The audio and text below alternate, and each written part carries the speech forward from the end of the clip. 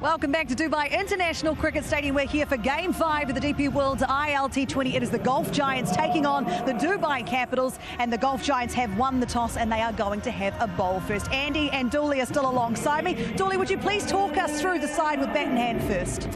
Yeah, well, they struggled with the bat. They didn't hit a 6 until the 14th over the other night. So struggles at the top for the Capitals for me. Siddiqullah and Shahan Jahangir at the top. Strike rates weren't really good enough. They lost 3 wickets in the power play, which didn't help. I just wonder whether it might be an opportunity to get Jordan Cox to the top of the order, or at least at number 3. I know Gulbadin had a good time of it last year. They need Powell's power, Shanaka, Willie, Hyder, so they've got enough all-round batting there, but do they have the out-and-out batters? I really only see 1, possibly 2 out-and-out batters outside of the all-rounders. That's their issue for me. Andy Flower, what do you make of this Golf Giants side? Well, the Golf Giants, big news coming from their camp is that Vince is going to bat when they get around to batting second. And if you've got Nissanka, Gurbaz and Vince at 1, 2, 3, that is an outstanding top 3. Very attacking and quite a lot of experience too. I think Omazai looks in great form with both bat and ball. And then the Irishman, Mark Adair, has come in as an all-rounder. And pairing him with Tushar as an opening bowler with that new ball, I think the Dubai Capitals openers are going to have their work cut out.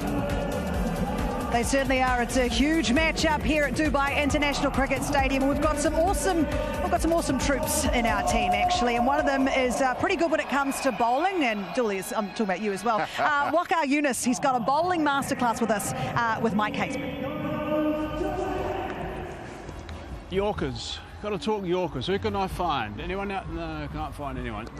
Yorkers.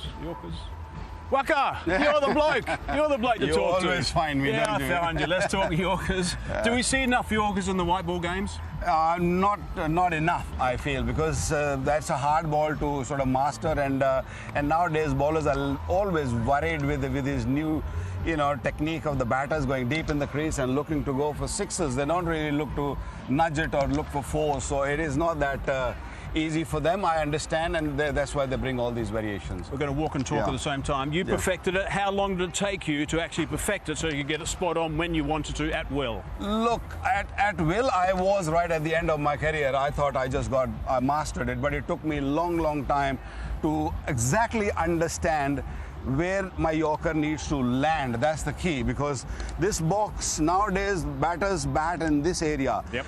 In our time, it was more like coming onto the front foot around this area. So the Yorker length, let me just bring these cones in. So the Yorker length was more or less this back in our days, but nowadays the Yorker length becomes a little fuller, just purely because the batters are way deep in the crease. And some of the guys go very deep in the crease when they're playing. Because I mean, the guys, particularly right at the end of the innings, or they want to get underneath the ball so they can to get underneath and hit it straight down the ground. Yeah, I think the best way to go is a little bit fuller. So you got to adjust. Even a low full toss can really help. But yeah, modern day cricketers, for me, I think the suggestion to them will be just use these lines, these blue lines which they have given to the right hander, to the left hander, stay inside of that, use the angles, go around the wicket. I don't see any right arm fast bowler going around the wicket and bowling this line, this angle, and cutting that area off. Just bring your fielders around this area offside and bowl there. They don't do that. They have different actions. Some of them are high arm action, some of them are slingy. I think the slingy action really helps you to bowl better in that region or in this region. High arm is a little bit tough. What about the thing to focus on when you're running into bowl the Yorker? What were you looking at when you were running into bowl the Yorker? Were you looking at where you wanted to pitch the ball, or? With my action, I was probably look around this area, maybe 1/4 of the 1/4 up of the stumps, but nowadays I guess they have to look a little bit higher, and because the ball dips. Remember that the ball dips. With my action, with the sideways ball coming down, it dips. So it was a little bit easier.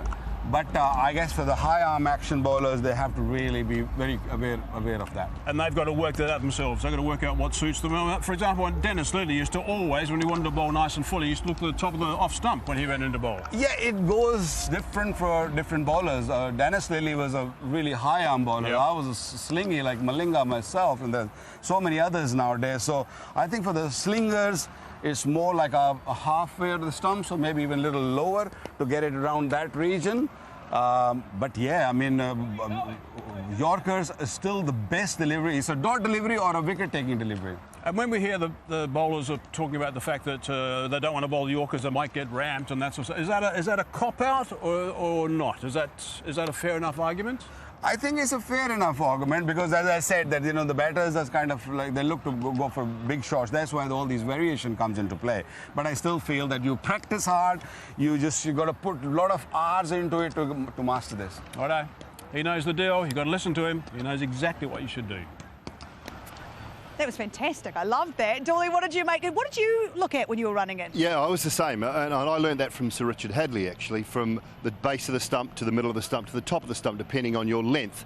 What you want to be doing from a bowling point of view is not looking at the batter or anything. You don't want to see anything that's moving from a bowling point of view. You want something that's static so that you can focus on it when it's not moving. And Sir Richard was a big one on top of off stump, middle of off stump, base of off stump. If he was at the base, that would be just a perfect line and length delivery. If you wanted to go a little bit fuller, he might just bring it up. Some days it's slightly different from an action point of view. So that was really good from Waikawa. I thought it's exactly what you need to be looking at from a bowling point of view. That was absolutely awesome. I love it. All right, boys, well, we are nearly ready to go here. The Golf Giants have won the toss. They are going to have a bowl first, taking on the defending champions, the Dubai Capitals, who desperately need a win. We take a short break, and when we come back, it's all on.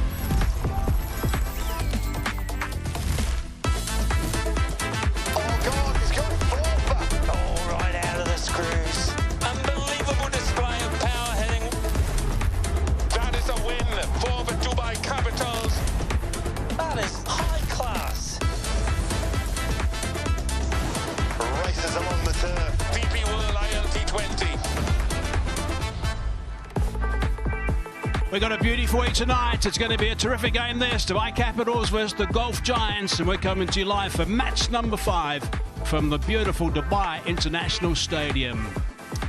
Now, it's worth us just dipping in and having a look at the points table straight away. On the leaderboard, the DP World ILT20, the Desert Vipers are top at the moment with 4 points. Gulf Giants, look at this. Look at the net run rate, 3.03. If they win tonight, they go to 4 points and they will then go top. So it's an important game for them.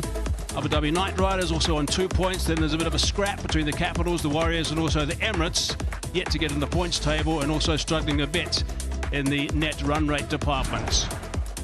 Now, just a reminder, of course, that the toss was won by the Giants, and they decided to bowl first. Thought there might be a bit in the track initially, and perhaps a little bit of dew as well. That's why Mo and Ali decided to go that route. Waka Yunus alongside me. Waka, there's your Dubai Capitals. Well, they need to pull their socks up and look to win this game. They had a horrible game last one. They're a fine side, no doubt about that. They've got Gulpati Naib, Jordan Coxer, Rowan Powell, captain himself, Shananka, David Willey, Heather Ali, Waqas Alamangi. I'm really looking forward to see him bowl. So there's plenty of power in this side, and they're too good a side to stay at the bottom right now. Gulf Giants have come and play a win. They lost 6 out of 6 playing at this stadium last season. They've won their first game this season, so that'll give them a nice little boost. Nasanka was outstanding. He played beautifully in the previous game, 80 odd. He was the player of the match. Gabaz missed out. They've got some fine players. Mo and Ali was silky smooth. He was really good. Amarzai contributed superbly with ball, picking up a couple of wickets, and also a quick fire performance right at the end to see them home. They won in the end with 34 balls to spare. So it was a really good performance by them in their first game. Bit of traffic outside, a bit of traffic inside. Here it is, the DP World Smart View truck is on its way and going to be delivering the match ball ahead of the start of the game. The umpires are on their way out in the middle as well. The taller one of the two is Martin Saggers. Akbar Ali Khan is the man who selected the ball. TV umpire Leslie Reefer. Match referee is Simon Taufel. So we are almost ready to get underway in a really important game. The Capitals, they lost their first encounter, I should say, to the Vipers by 4 wickets. They did bat first on that occasion, scored 150 for 8. If you get very close to the 160 mark, that's going to be an average score batting first. But the problem they did have, the Capitals, is that there were no scores of 40 plus. So they want to make sure they improve on that. Rodman Power was the top scorer with 39. Of course, he didn't bat right at the top either. And they had some power play issues. 32 for 3 they were. And we know that these power plays, Waka Yunus, can be seriously important. Yeah, you got to be really on top of your game from the very beginning, because if your power play doesn't go well, then you struggle in the coming over. So Moeen Ali knows that, and he will make sure that his best bowler comes up front and look to pick out wickets. It's a bigger field. This is my first time here in Dubai. We had 2 games already here in Dubai, and the games, the batting second has chased down with ease. So it's a good toss to win. Moeen Ali winning the toss and electing to bowl first. He'll be hoping that his fast bowlers make early inroads. Cheyenne Jahangir is from USA. 250s, 32 innings he's played, a steady player. Capitals are looking to get a good start. Sadiqullah Atul from Afghanistan, another fine youngster. Now he's always a handful, Tushara. Always a handful. He's got that low slinging arm action like a whole host of the Sri Lankans these days. Malinga was the first. The countdown has started.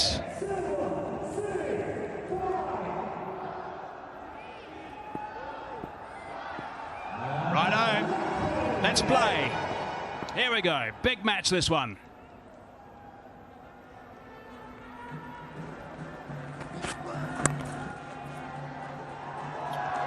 Now he's got that away. First up. And that's gone for 4.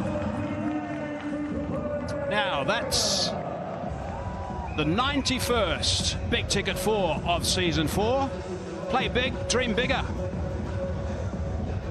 Was not a bad delivery at all. Good to see the bowler swinging it away. Kept a touch low. I was expecting a little bit more bounce, but he did nicely. It was making the ball just go to the third man. There's no third man there. I don't know why these young fast bowlers, they don't put third man or even to fine leg, especially in the first over. Have a look at it where the ball's traveling. Batters are just come in, they're not settled, they don't know the pace of the surface, so keep the fielders where it's required. Good running, very, very good running. Yeah, you got to trust your partner. Thumbs up. Everything's fine. You've got to make sure you scamper down the other end. There's just going to be a little bit in the surface. You had a good look at it, Waka. Yeah, there are a few cracks on the surface also, but the covering of grass really hold things, and because it's an evening game, and I feel that the ball will come onto the bat nicely, but especially with the new ball, if the bowlers put it in good areas, they will get something out of this surface, just purely because there is a green tinge on this surface. So the left-hander, right-hand combination might be a little tough for the bowlers, but they have to deal with it. Just like the Capitals have got to deal with this power play. They've got to make sure they play really well in this power play. It's a little bit leg side. That's whipped away. There is protection out there. Just going to be the single. Tushara searching for a little bit of swing. First 3 deliveries have swung. This one was a little fuller. Very slingy action, but the seam comes out quite nicely. He's got to start maybe just a touch outside the off stump and look to target the stump.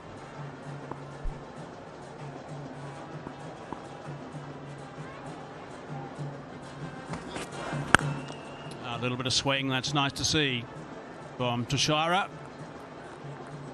You see there are so many different actions nowadays in cricket, and you see a lot of Sri Lankans. They look to bowl like Lasith Malinga, bowl those with the slingy action, gets into the action quite nicely. But from here you see his front leg sort of collapse a little bit, and he goes really, really low.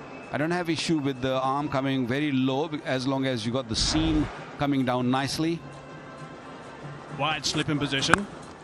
Good swing again. That's nicely bowled. Oh, had to send him back. Loud scream at the last minute from Cheyenne. Not that easy to attack the Tushara early on, because he gets that outswinger going and also got a decent pace. And he looks to bowl within stumps, which is the key in T20 cricket. One slip still there, the 2 in the cover, mid-off, and then the wide third man. Would like to see him a little bit finer. Easing into the onside. Taking the single only. So 7 off the first over.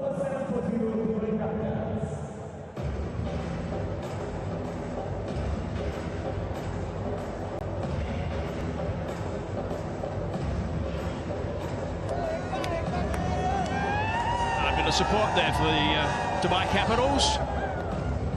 We can see a bit of performance in the first game they played a couple of nights ago.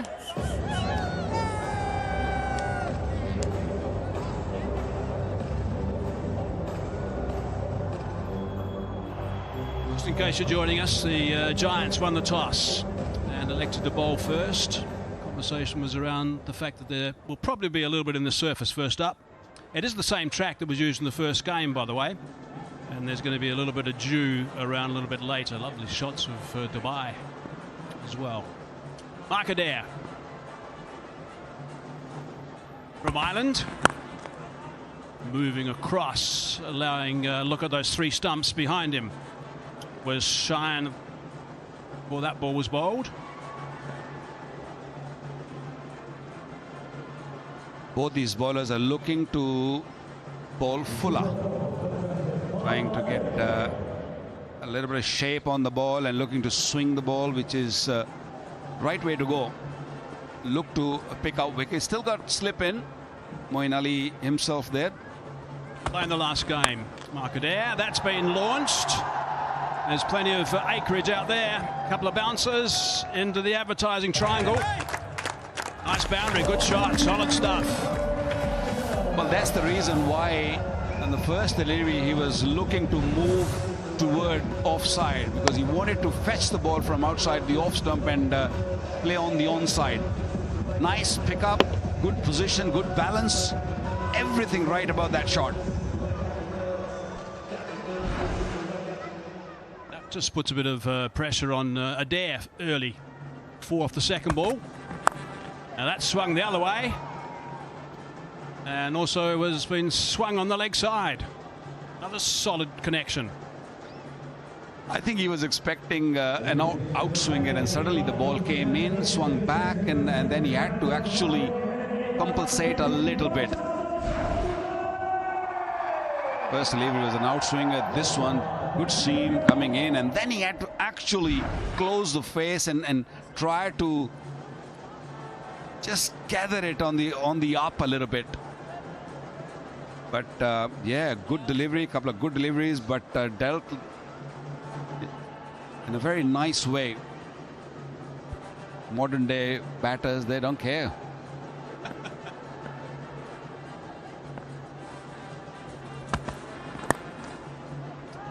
Picked up, chipped away on the bounce.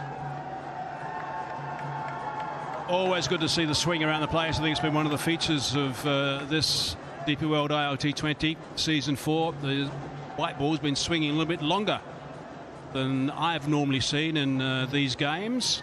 Martin Saggers played for England.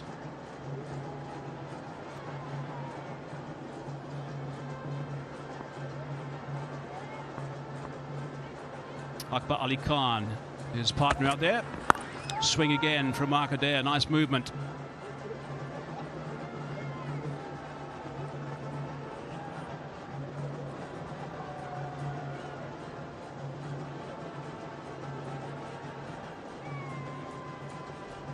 Akbar Ali Khan on-field umpire with Saga.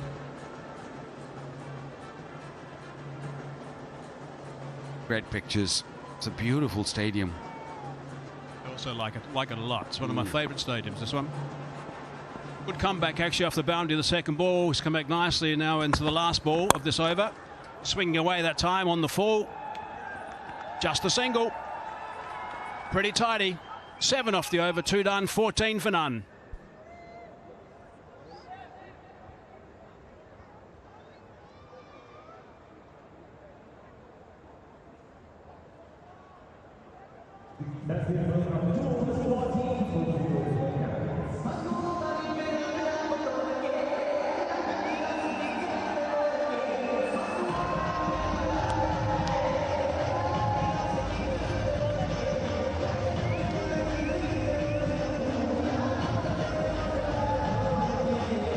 Just a bit of other news around the Giants, the golf Giants. James Vince is fit. We're expecting him to come in as a sub at the halfway mark of this game after they've bowled. So that's good news for the team. Strengthens them from a batting point of view and also, of course, from a bit of intel. Amaza, he was outstanding in the last game. Picked up some wickets. Let's look at his career stats. 152, economy of 8.3. But did really nice in the last game. And he's got another wicket first up. Chopped it on from a long way outside that off stump. So what a start for him. Yeah, it was a wild stroke. The ball was never there. Ball came back a little bit right at the end. That's why he managed to drag it back onto the stumps. He never thought that he's going to come back in. Good start. Very, very good start. Very wild stroke. And Cheyenne has to walk back. That's magnificent start from Omarzai. First ball, first wicket. Capitals 14 for 1.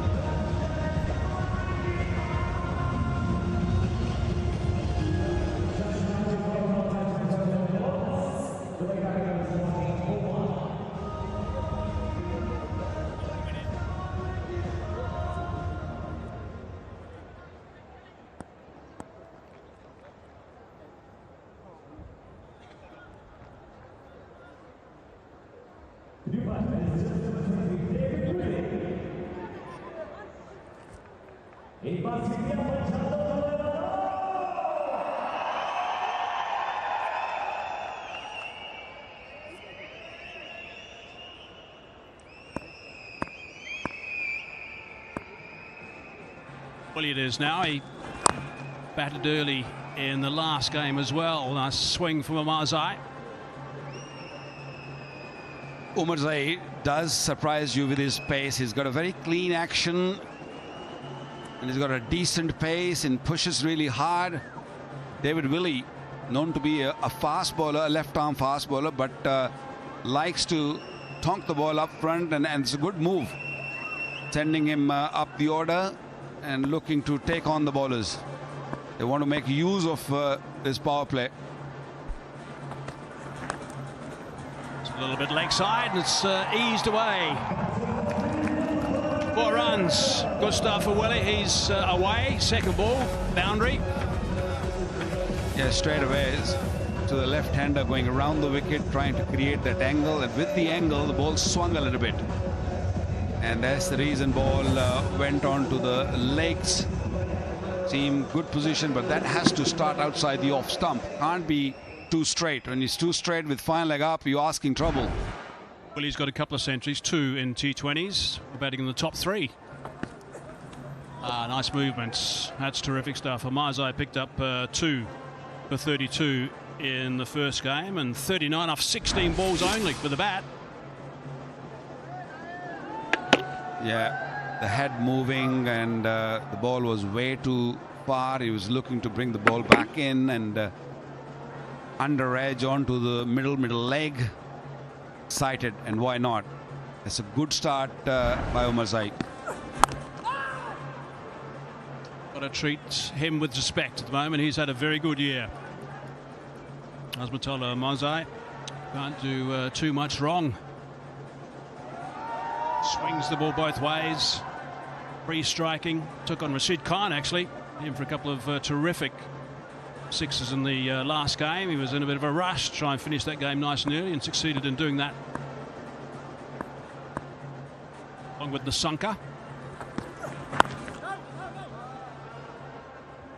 A really good over. Got a wicket first ball and only went for 4. 18 for 1 after 3.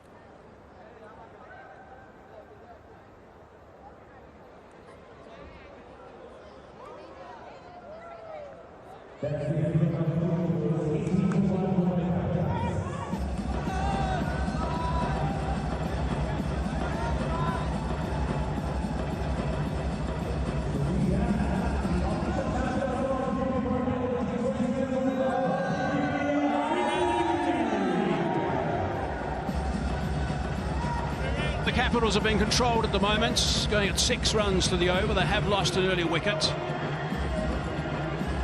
Willie will look to step on the gas. Sidiquala is someone who can certainly do that. He's a very good striker of the ball. Saw him in SA20 actually last year. Played beautifully.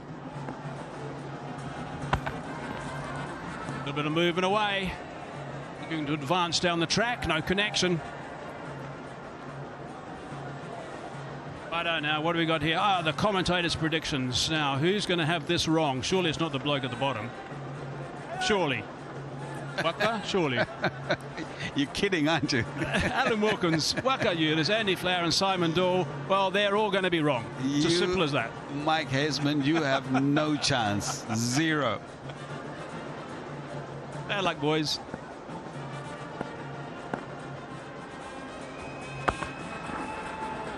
That's nicely bowled.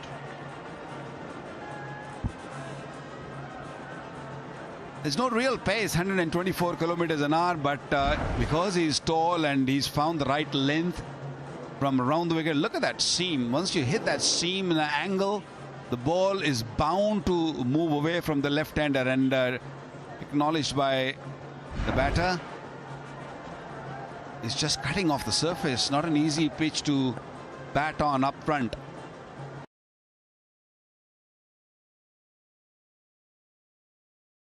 Back at the last minute, they're still scamping through for 1. They had a good season for the Giants in season 3, 13 games.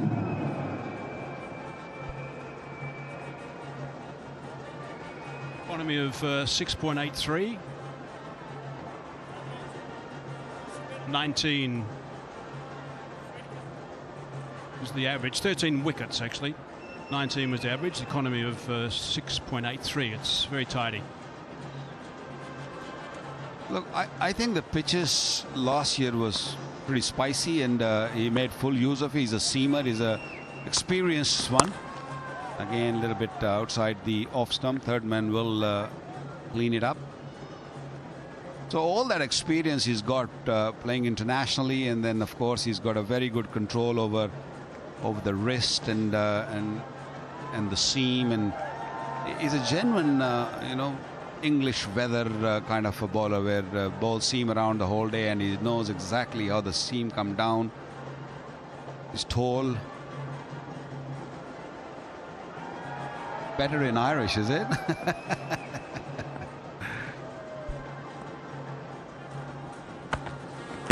That's a beautiful delivery. Nice movement back in dugout at the last minute. Now we've got a question for our Z TV viewers. There it is, the Jawa Dakal and Ampao contest. Who won the toss of the DP World ILT20 Season 3 final? Was it A, Capitals, B, Vipers, C, My Emirates, or D, Warriors? We'll announce that answer and also the winners tomorrow. T's and C's supply. So Jalwa dikhao, inam pao. And at the moment, Adair is showing his Jalwa. That was a really good delivery.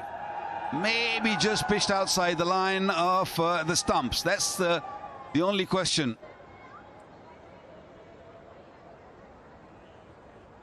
He's not interested. No. 21 for 1 after 4.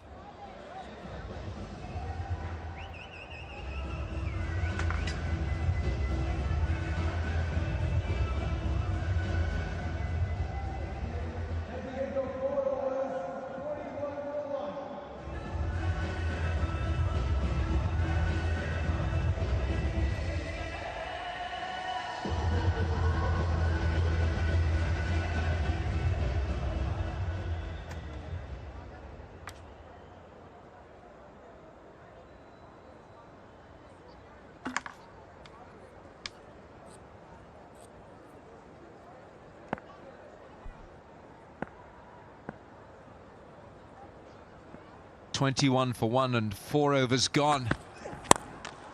Marzai is carved, absolutely flogged by Siddiquullah. What a very handsome shot that is. That's the first 6 of the evening, and it's come with some aplomb. Have a look at this, the full flow of the blade. Oh, a handsome shot from a handsome player. He's nice to watch, the Siddiquullah.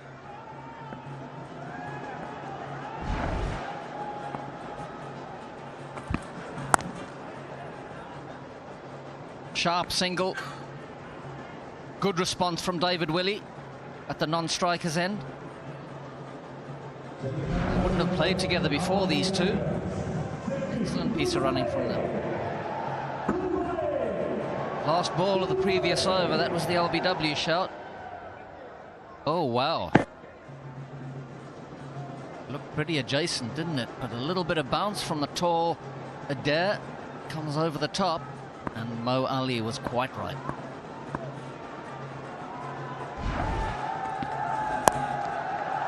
He hasn't got all of this. Oh, yes, he has. He has now, just enough. It didn't quite look as if it came out of the middle of the bat. Gurbaz is the man underneath it, and he has signalled to the umpires it's gone for 6. We knew that. Thank you, Gurbaz. David Willey sent up the order at number 3 tonight. And that's why he's there, to play those sorts of shots. Gurbaz, who's not used to fielding on the boundary. Yeah, he got his hands to it. It's takeable. Might be a wide, it is. Azmatullah Marzai is he's running in very quickly. He means business. I mean, he's generating decent pace here, but he's just got to be careful of his control. Good at swinging it both ways, Marzai. He's coming around the wicket. He's made an adjustment. Would imagine he's going to try, even though the angle will be into the left hand, he's going to try to take it away from him in the air. He didn't. It went in. Thumped into the pad or thigh pad.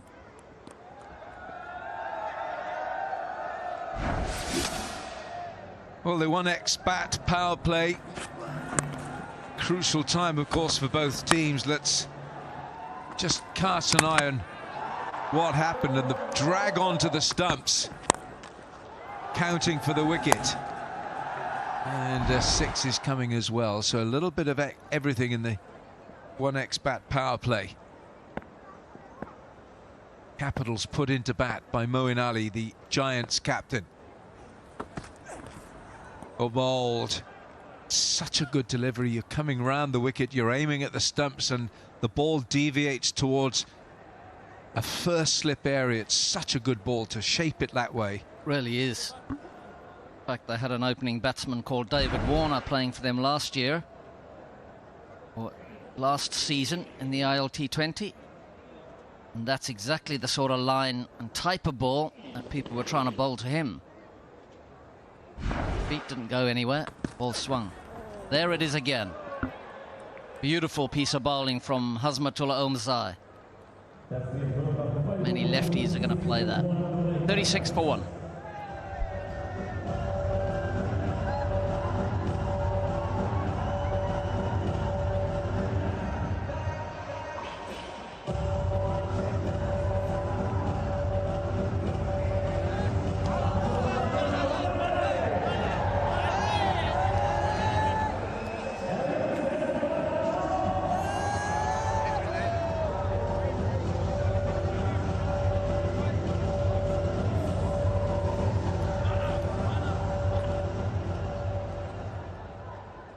Well, the Dubai Capitals so far have made good capital. 36 for 1 from 5. Relatively unscathed except for the 1 wicket. But the ball is darting around. Waqar Younis said there will be something for the seamers straight up on this pitch.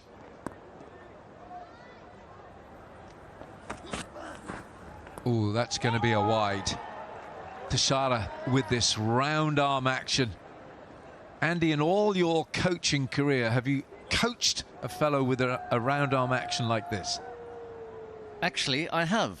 And that fella is Nuwan Tushara himself, actually.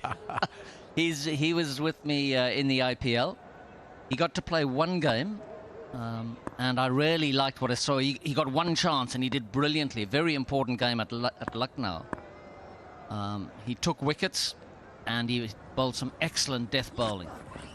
Down the leg side again, he hasn't quite got it right here. So how do you, if I can use the word coach, a player with Tushara's action? I mean, it's very unique. Okay, Lassit Malinga we know, but how do you go about your job as getting the geometrics right when you've got someone like him?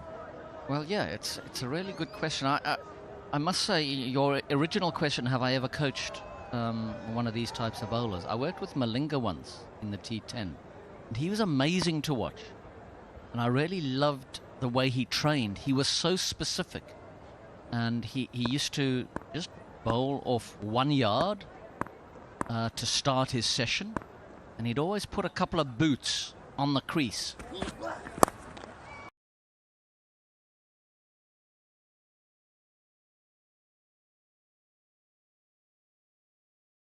His left hand, his left glove to bring the ball back onto the pads. Yeah, and Malinga had a very similar action. This is Tushara. He loads up, looks very conventional there. But then front arm looks conventional, and then that bowling arm comes from in front of the umpire. Something the batsmen really find difficult to get used to.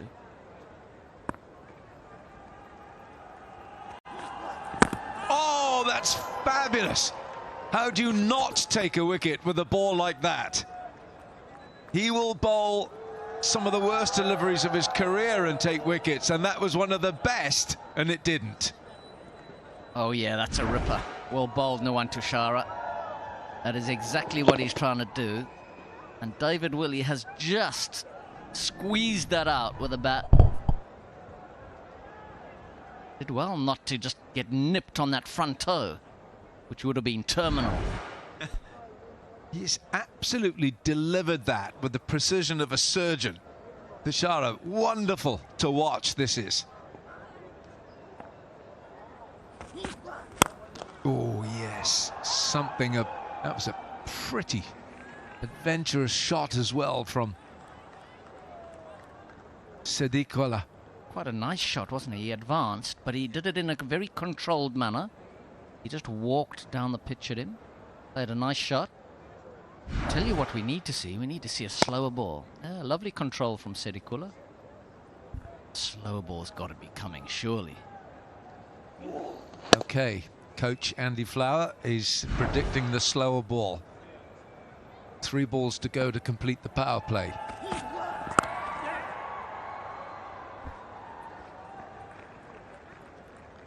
Yeah, speed is down.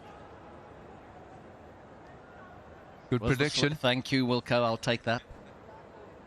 Nice piece of bowling from Tushara. Siddiquullah had to check his shot. For the benefit of our younger viewers, even our senior viewers. Why did you predict the slower ball? Why did you say that? After Sedikula had advanced down the pitch, I think it was an obvious play. Someone's coming at you. You bowl the slower ball.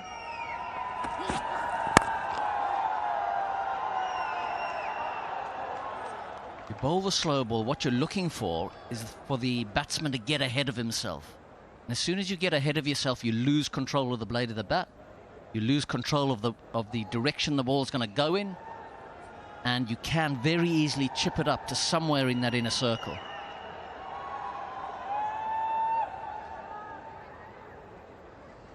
The great thing about Tushara's slow ball is it's got deception. It's not easy to see. So the later the batsman sees it, the less time he has to adjust the shot to the pace of the ball. Bowled. God, that is bullet straight as well from Sadiq. It's a great contest here between bat and ball. The power play is done. Capitals 44 for 1.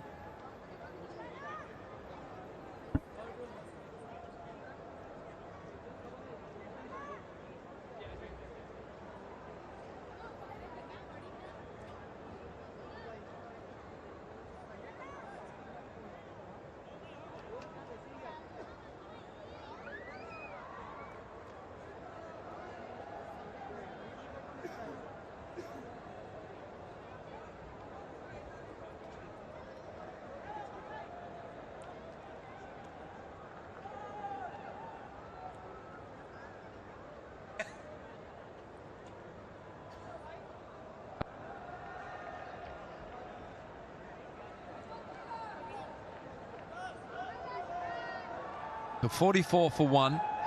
The power play is done. Capitals, they'll feel, I would have thought, as Moeen Ali brings himself on to bowl. Oh, hello. A little bit of sting straight away from Moeen Ali. Well, that gripped. That was a surprise. He has got the ability to turn the ball. Good record, that, isn't it? Economy of 7.6 for an off-spinner. Excellent, Mo Ali. And the reverse comes out and it's successful. It's going to run for 4. Sedikula saw that first ball turn, and instead of going against the spin, he's reversed his hands and gone with the spin. Got an up and over short third man. I'll give him the benefit of the doubt. I don't think that was a top edge. That was very well played.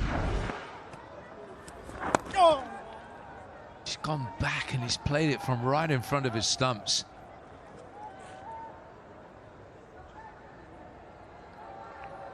Sedikula Atal is playing a very good hand here for the Capitals. 1 Test and 12 ODIs for Afghanistan. He scored 104 in his 4th ODI. David White in the foreground, who's CEO of the DP World ILT20. Zohaib Hussain with the beard. He's the head of broadcast and production. David White, former New Zealand Black Caps cricketer. 50 up for the Capitals, having been put into bat. And David Willey, who's in here, son of Peter Willey, the former England all-rounder who batted top order and bowled off-spin. Yes, boy. It's a good contest. There's something in this pitch for Moeen Ali to think about, especially with his first ball having spun. There is, Wilco. Giants only bowled 4 overs of spin in the last match, the one they won against MI. He's dropped it short. It's come off the top half of the bat. That's why it hasn't really gone to the boundary. 7 gone, Capitals 52 for 1.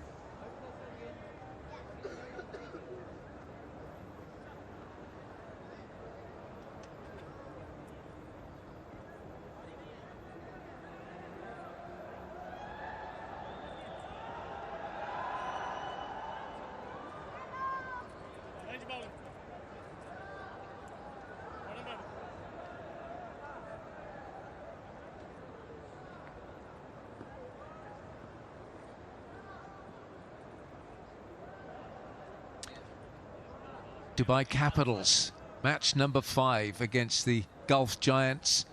DP World ILT20 Season 4 and 52 for 1 from 7 overs. They'll feel pretty good about this, the Capitals, having weathered a bit of a storm. The ball has been beating the bat. It's been swinging and seaming. Haider Razak is the new bowler, the UAE international, and he's been put away for a boundary first ball. Big smiles from David Willey. He hasn't hit many in the middle so far in the innings. That wasn't in the middle either. It went for 4. That's incredible. That's right on the top of the bat. And it still flew away. Nonplussed, Haider Razak.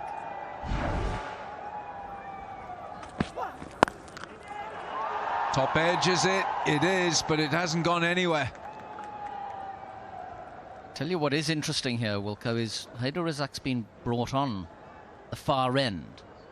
He's bowling to the shorter side to 2 left-handers, and he's the type of bowler that bangs it in. So these lefties, I think, will be camping on the back foot, looking for that short ball, looking to lift it over that short leg side. Yeah, something unusual in the geometry of what you're describing. Short again, it's a nick onto the pad. And they might run for a second off the ricochet. They certainly will.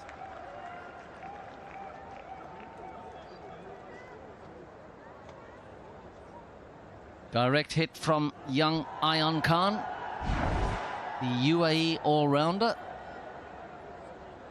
Wasn't really a run-out chance on. A bit of a waste of a run. He's a good little cricketer, Ayan Khan. Excellent little left-arm spinner. Holds his nerve well. And can bat. Something of a change in the batting order here. Gulbuddin Naib scored a duck in the last game, batted at 3 in the last match. That's been caressed away over mid-off. What a very good shot from Sedikula. And Haider Razak is a little bit expensive in this opening over of his. Well, Sedikula is showing some real talent out here. That is not a half volley by any stretch of the imagination. That's banged hard into the deck. And he's hit it on the rise over mid-off. Comfortable, beautiful shot. Ooh, has he gloved it? Does that come off the glove? Keep an eye on the umpire. Martin Saggers, what are you going to call?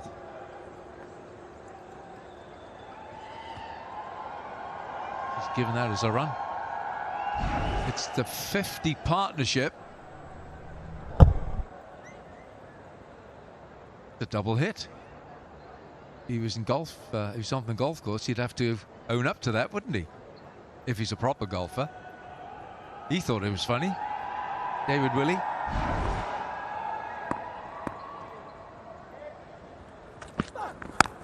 Bowled.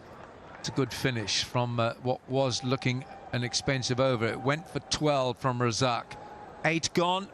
And the umpires will tell us it's a strategic timeout. Capitals 64 for 1 from 8.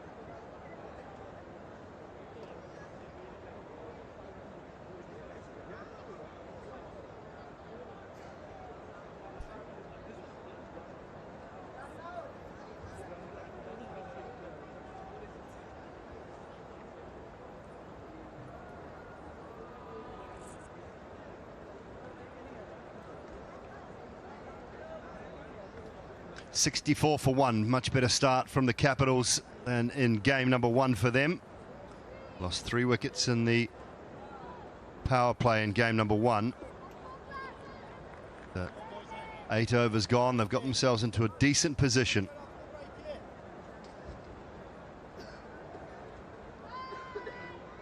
Nicola is 27. Willie quite found his timing yet, but 22 off 16.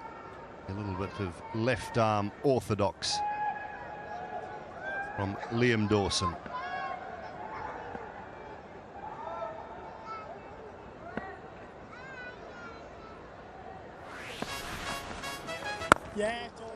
But Moeen Ali get a little bit of turn too, Waka, so I wonder whether Dawson will. There's a little bit of risk also involved with Dawson bowling to the 2 left-handers, because normally the left-handers likes to favors the onside when it comes to the left armers. So far the length is pretty good. They've been very sensible in the first 8 overs. They're looking to have a good platform, have a good base, and then sort of kick on. That's a great numbers. Liam Dawson, 272 wickets. Look at the economy, 7.41 in T20 cricket. That's top draw. Yeah, he's a brilliant performer. Really is. Many, many years.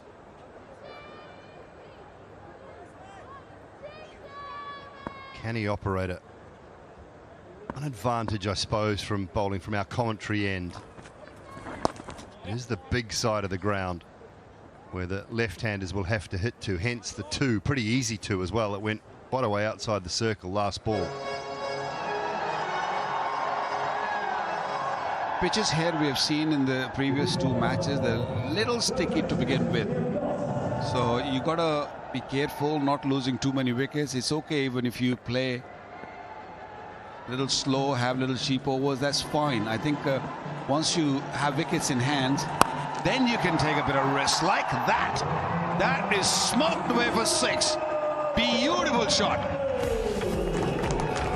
Well, early candidate for the DP World Dispatch of the day from Sedukula. Sport, logistics, you need precision, adaptability, and shot. Tender for the DP World Dispatch of the day. Lovely use of the feet.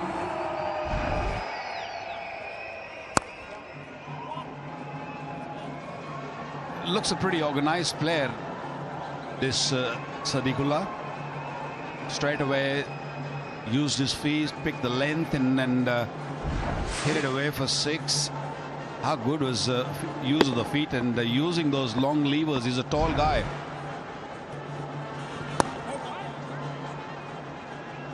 Field change. Moeen Ali ends the night, 75 for 1.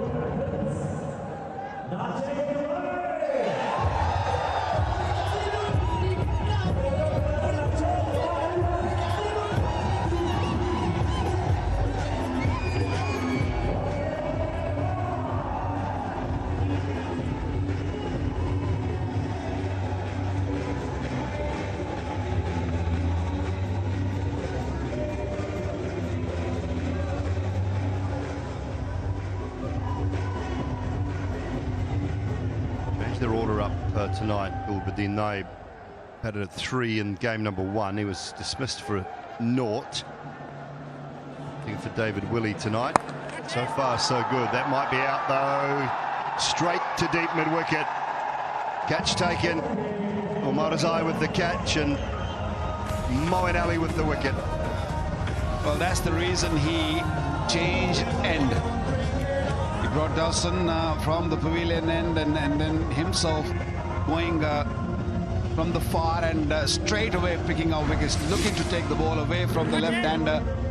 And Sadikullah, who played really well, couldn't really clear the field. It was in the arc. He could have done better with that. That's why he's gutted. He's not happy with that stroke. But Moeen is over the moon, picking up Sadikullah's wicket. He's gone for 35, 75 for 2.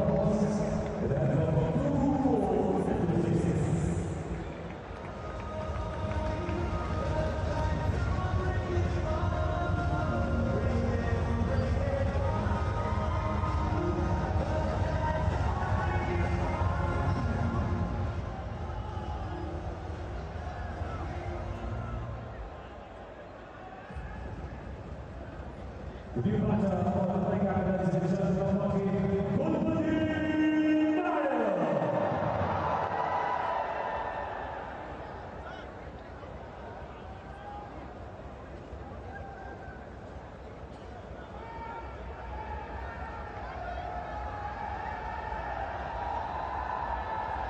we see Gulbuddin Naib. 134, 12 50s. His T20 career. Like the fact that mid-wicket is in nice and tight. Well, not allowing an easy single to get off the mark.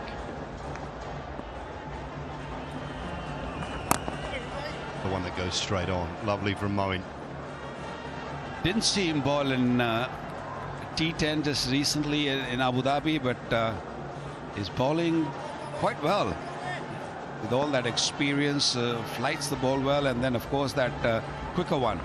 This is the one which turns a little bit too straight, maybe leg buys. Bowling well, really well. This one wasn't his best delivery, was a little too short, couldn't really get under it the way he wanted to, and went straight to the fielder. Very pleased, Moeen Ali.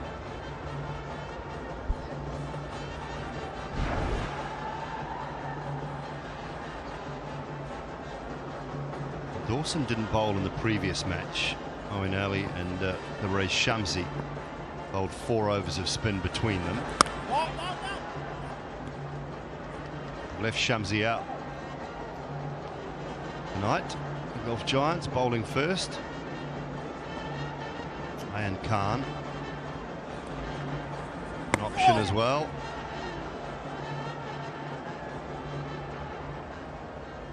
Two runs and a wicket. Brilliant from the skipper. 77 for 2.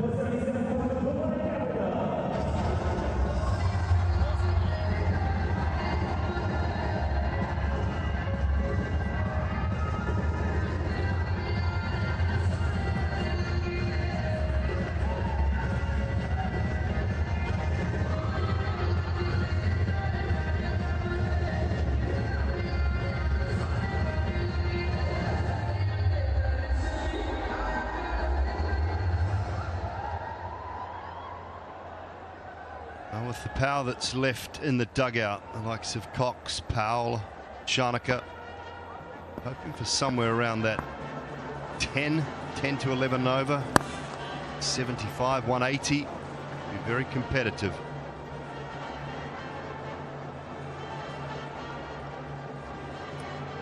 They do need a couple of big overs for that, and they do have players who can do that.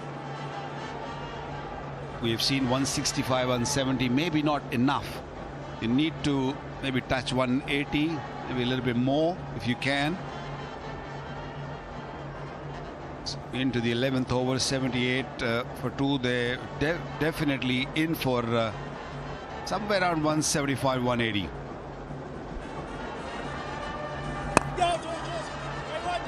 Brilliant from Dawson.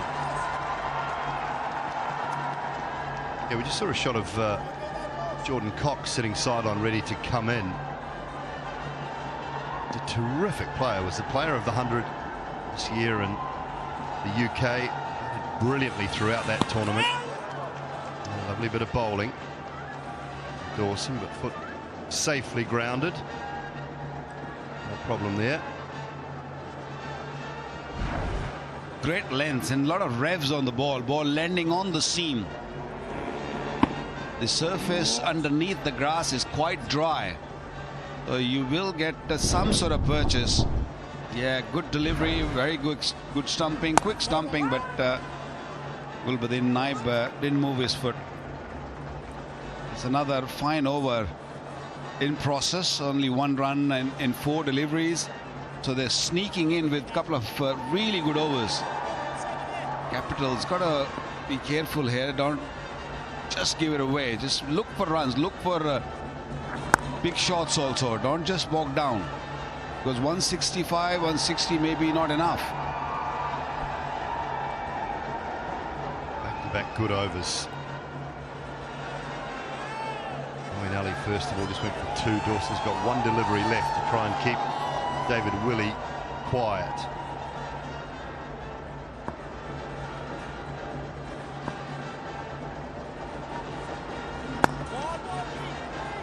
push for 2, but it'll be tight. It's only 1. Gerard Erasmus does well. 3 from that one. So a couple of good overs for the Giants, 80 for 2.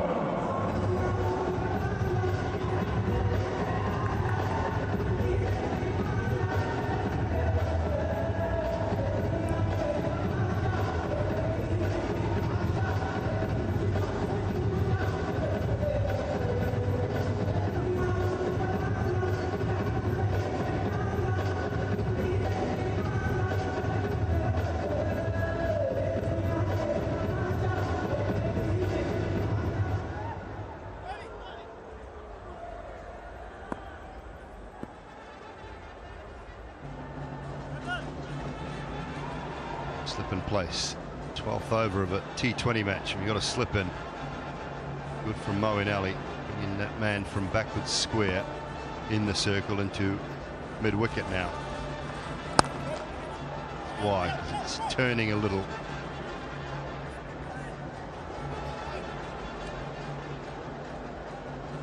Last 30 deliveries, only 36 runs been scored, and they've lost a wicket also. Still very, very, very careful. Really was given opportunity up front, thinking that they'll go and play as a dasher, but that's not happening. It's taken way too much time. 25 deliveries he's faced for 28. No! Turning enough. In leg by, I think. The Capitals are watching this with interest. They've got Waqar Salamkheil, Haider Ali.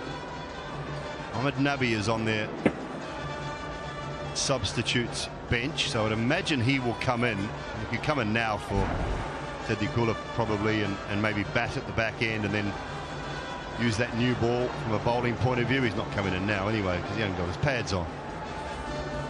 Another one that goes straight on. Wonderful stuff. This is a really good spell for the Giants. We had 12, 14, 16 deliveries, 6 runs. 18 balls since a boundary. Pressure building. Who will crack? Problem with playing that many dot balls, if you look to go for a big shot and you lose wicket, that's the problem, Stars.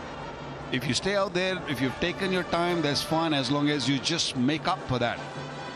But if they lose wicket now, then big issue, big problem. Again, straight to the fielder.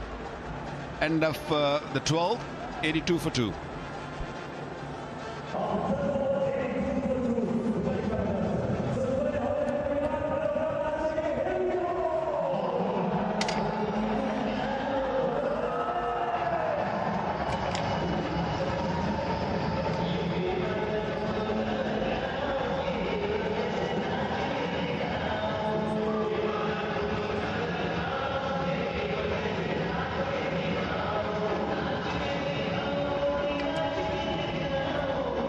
It's been quite fascinating to watch this. We'll turn around the place.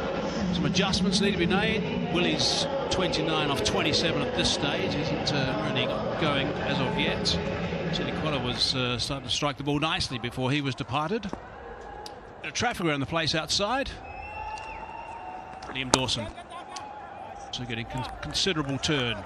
So it's a nice little game of spinners. They're in the game well and truly tonight, that's for sure. Landy. Hello, Hazy.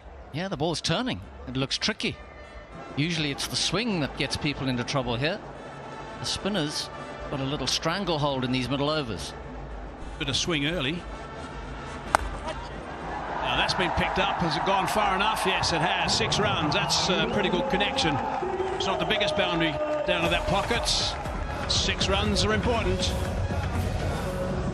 First boundary in 22 balls. Gulbadin.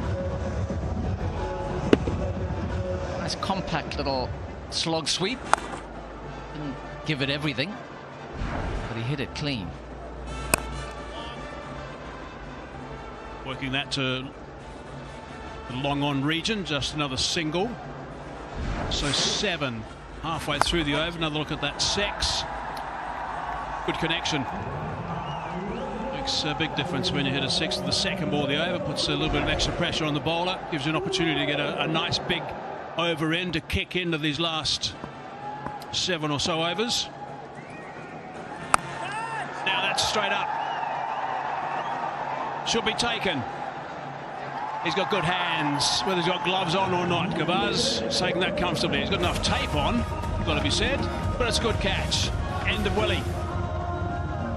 Gavaz shelled one earlier, tougher one on the boundary, but he's made no mistake there. A big smile attests to that. He made good ground off the boundary. Willie heading to the big side.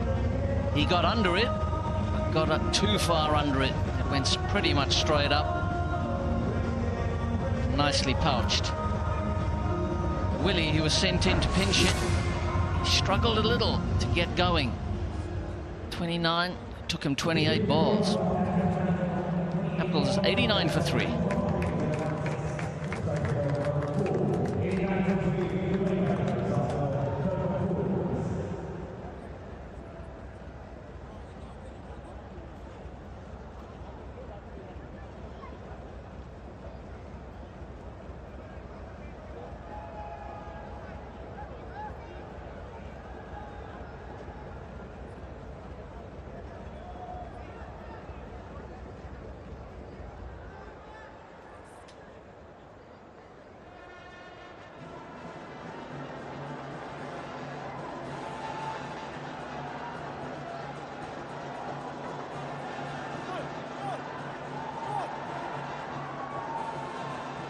Jordan Cox now, striker over 142, 3,500 runs, 100, best of 139 not out. That must have been some knock. He's got some serious talent, Jordan Cox. We have not seen the best of him in ILT20 games. Bit of flight, a nice line from Liam Dawson. Look at the wicket. Too far under the ball from Willie. He was trying to accelerate. He needed to accelerate. Dawson's a canny operator. He was operating with the big side to Willie's leg side. Nice comeback from Dawson. 8 off the over in the end after the 6 second ball. 90 for 3, 13 done.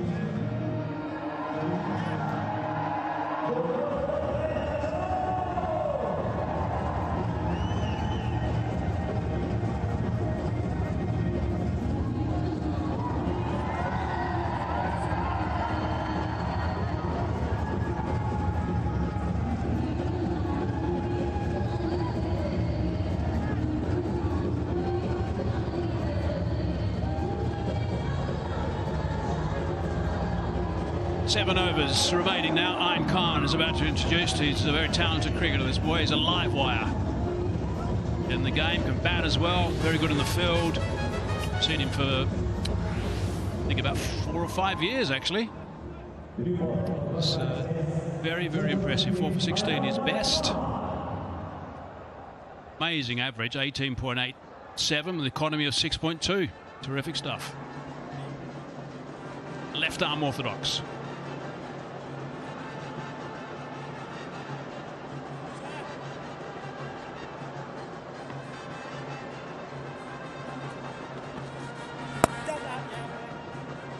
Well, Hazy, I worked a little with Ian Khan. He's an impressive young man. One of the things I loved about him was he always wanted to be in the action. He'll also get through his overs pretty quickly if he's bowling nicely. Jordan Cox is someone they're going to rely on pretty strongly here.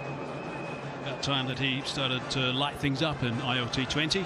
Quite amazing, 23 knocks. ILT20 averaging just 18, the strike rate of 111. That's not like him at all. Just 250s.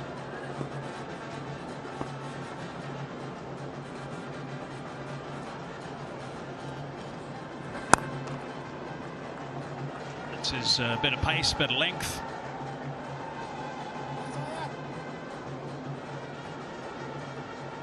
Here's a look at the average turn in Dubai tonight. Match 1, 3.3 degrees tonight. Match 1, 1.8. Match 3, 1.7 degrees. got a turn tonight.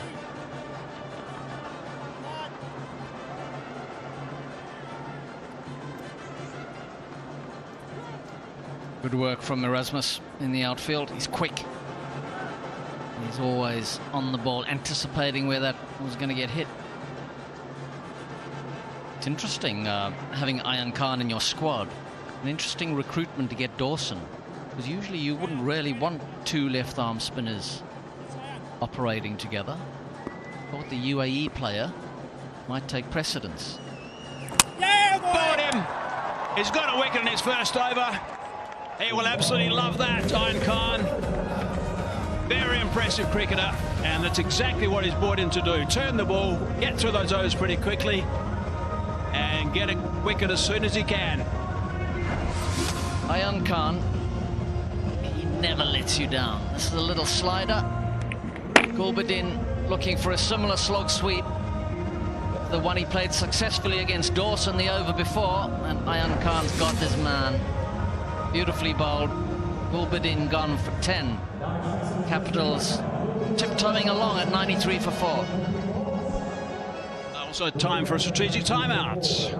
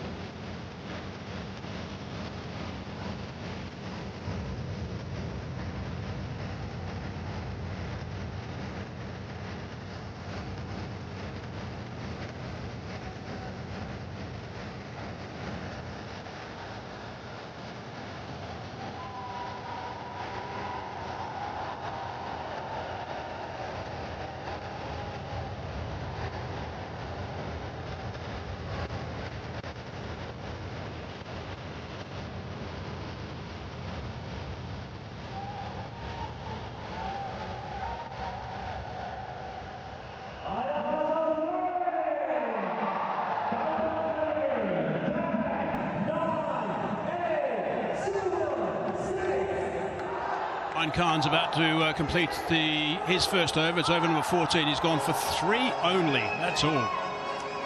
We've got the subs involved now. Sudikula's out. Atul's in. Correction. Sudikula, Atul's out. And James Neesham is in as the super sub. Righto. So let's see what James can do. Got some work to do at this stage. Over number 14 has gone for 3 so far and has picked up a wicket. That is an outstanding over. Just going for 3 at this stage, and a wicket is brilliant from Ayan Khan. 93 for 4.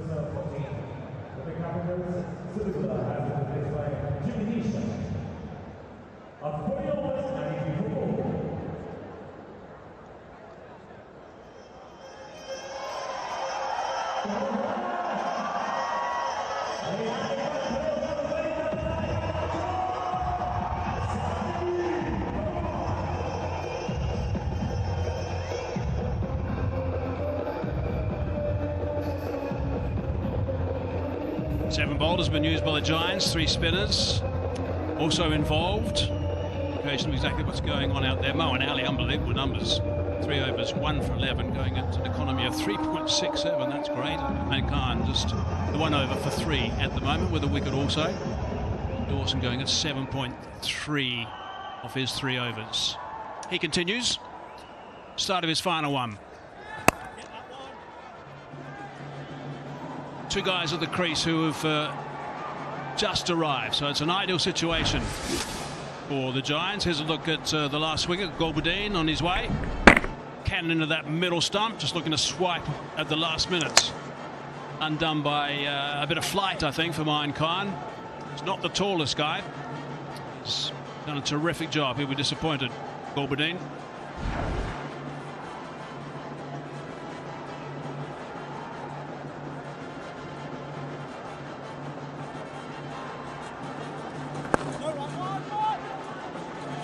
Running that first one hard as they should, trying to double up.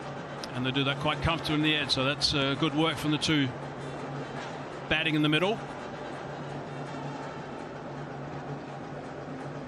Captaincy's been outstanding tonight too, Mo and Ali, by the way. Terrific cricketing brain. Bowled beautifully. I'm sure he didn't intend to do as much bowling as he probably has until he saw it turning considerably.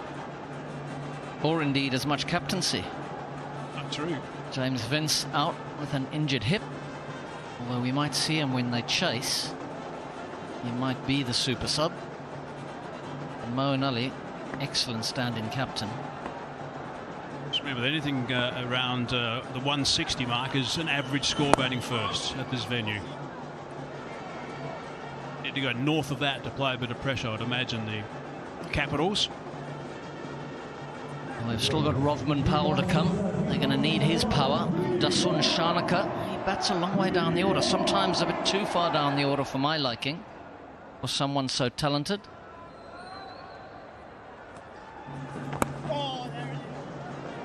Didn't quite get the length right on that occasion, Jimmy Neesham, but he managed to get the bat down at the last minute, keep it out.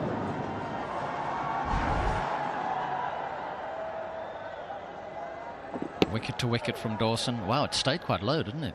He did do well.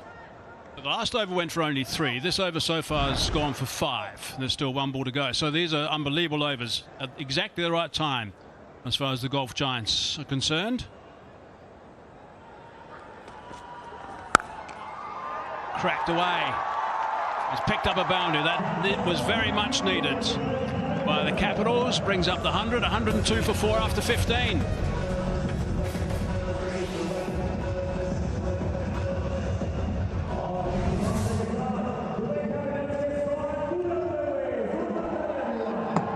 Nicely played by Neesham. The man on the boundary was positioned for his reverse sweep, so cover was open for the boundary, and he found it. He's a boundary hitter. That's what he likes to do, Jimmy Neesham.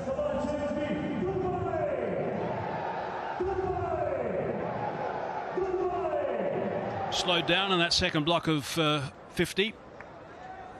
Only 2 boundaries in the last 6 overs. Owen Ali's back in to bowl his final over. He's gone for 11 in 3 overs. Charging down the track, nice and straight. That's beautifully played. That's gone for 4. 2 men back, but they weren't straight at all. That is perfectly timed by Cox. Real physical talent from Cox. Light on his feet. Move quickly against the spin. Lovely balance. This might be an ideal situation for him, just to unleash a little bit. This is that onto the onside. And that's an unforced error. That's a little bonus. Should have been 2 only. Ended up being 4. Erasmus. Gerard Erasmus moving quickly around from mid-wicket. Usually as safe as houses. He palms this one on. Good piece of cricket from Cox. There's an arm ball. Cox looking for that gap between long on and mid-wicket. 90 times out of 100, 99 times out of 100 I'd back Erasmus to pick up that delivery. 3 fours and 3 balls. Last 2 to Cox, single off that delivery. Destroyed Moeen figures. 9 runs off 3 balls this over.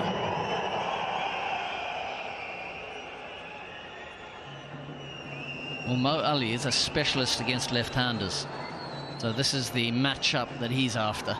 Jimmy Neesham, known for his power and boundary hitting. I'm not sure about the skill against the spinning ball.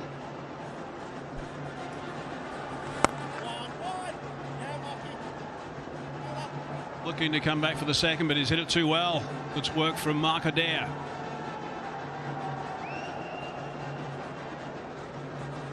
You're going to need some big overs, these Capitals, towards the end here. Really starting to struggle a bit in the middle. That's really pegged them back a lot.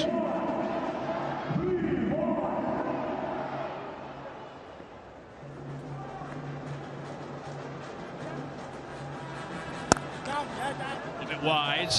A little bit lucky there. Well done by Ayn Khan, that extra cover. Who's back on the edge of the ring, not worried about the ball going for a single. And he had to move quickly to his right, just to tumble away and make sure that didn't sneak through. I think there's a little dew out there from the way they're moving in the field. It's going to affect the second innings, no doubt.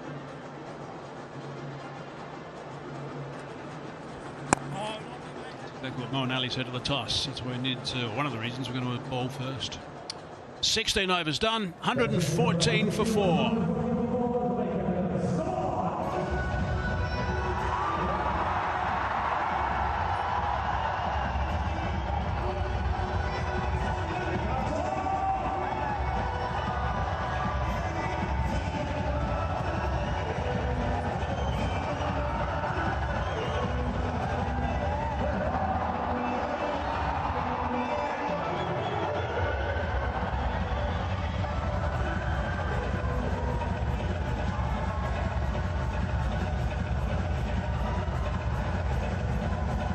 They go along at 9 and over, be getting to 150. 4 overs to go.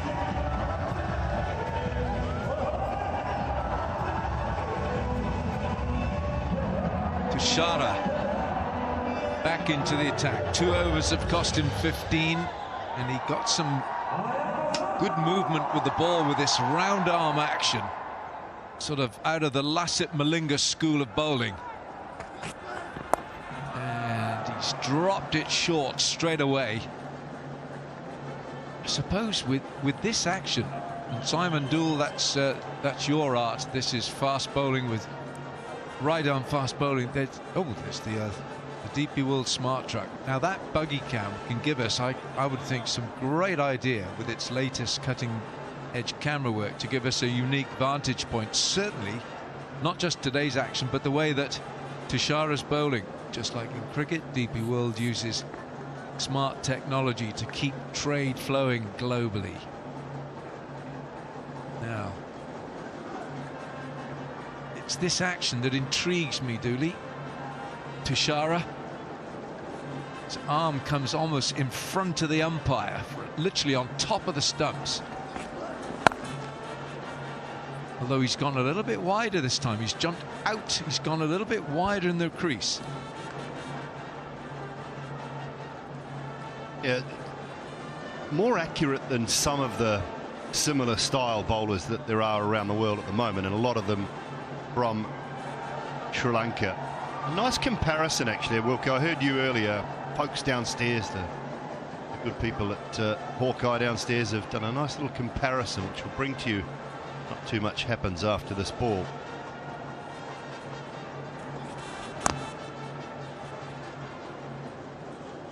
And Razak, I heard you talking about Razak earlier as well. Slightly slingy, but nowhere near the same as Nuwan Thusara. So they're over top of each other here. You got the taller figure of Razak, just slightly right of where Thusara lets the ball go. But that's the difference. That's the comparison. You've got Razak slightly slingy, and Thusara, look where he comes from, out of the white on the umpire's badge. And Andy Flower was talking also about how tough the slower ball is to pick up at different times from Nuwan Thusara.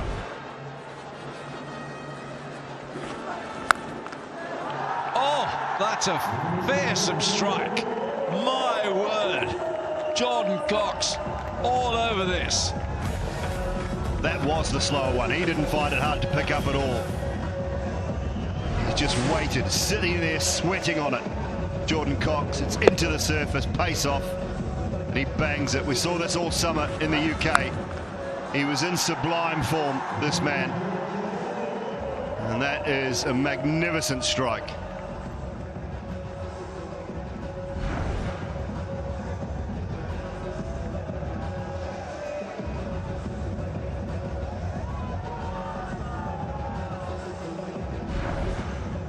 Yeah, just coming back to this, so you got Thisara really low, almost out of the badge on the umpire's shirt there, and then Razak a little bit higher. You look at the release points from Razak, how much lower Duan Thisara is. He sometimes goes wide of the crease, sometimes gets a little mid-crease, which brings that arm more in front of the umpire. But hence, at times, the fuller ball from Thisara is harder to get under because it skids a lot lower. Razak, we see, if he gets a little fuller, slightly easier to get underneath. But I like what I see from Razak. There's a lot to work with there. Thisara is obviously more experienced at this game and at the international level, but I think Razak's got a way to go. There's a lot to work with.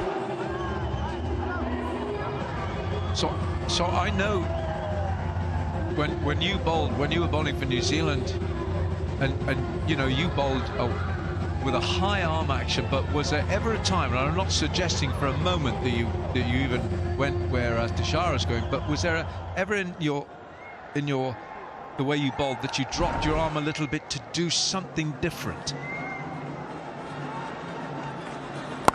Looking for the Yorker, the wide Yorker. So a lot of coaches say that your arm must brush your ear, that your right arm must be literally vertically, but was there a time when you dropped it? Yeah, and it was interesting hearing Waqar Younis out in the middle with Mike Hazeman earlier, talking about how he was slightly slingy.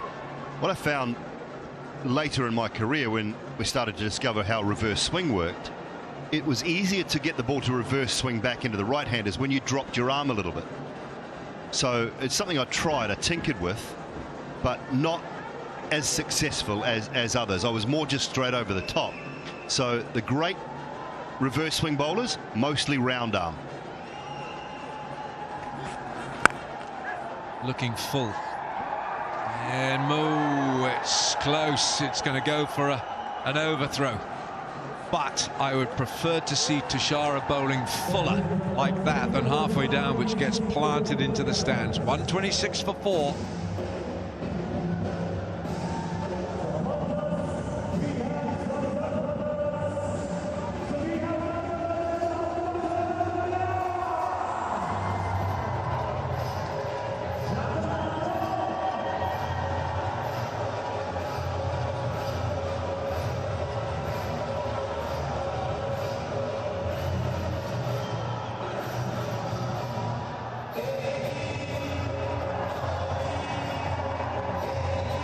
The last 18 balls, and we've had a period in this innings where there wasn't a boundary for 21 deliveries, and the last 18 we've had 3 4s and a 6. So 3 overs to go here. The Capitals have stuttered after a very good power play. They had a good start to this innings, put into bat by Moeen Ali.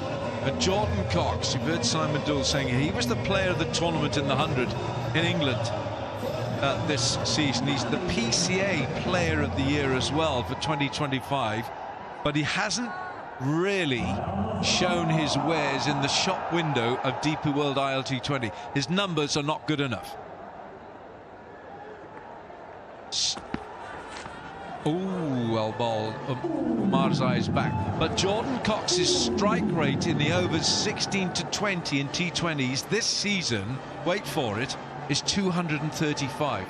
And I reckon, Simon Doull, that you saw most of his stuff in England. Yeah, I saw a lot of it. It was simply brilliant. I think he picked up a first-class double 100 this season as well. He was prolific at the domestic level.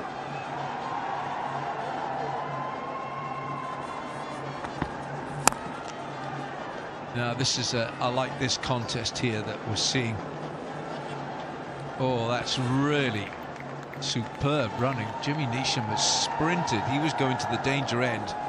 But Amatullah Omarzai here, the 25-year-old from Afghanistan, with the best bowling in T20s of 4 for 9. He's a pretty handy cricketer as well.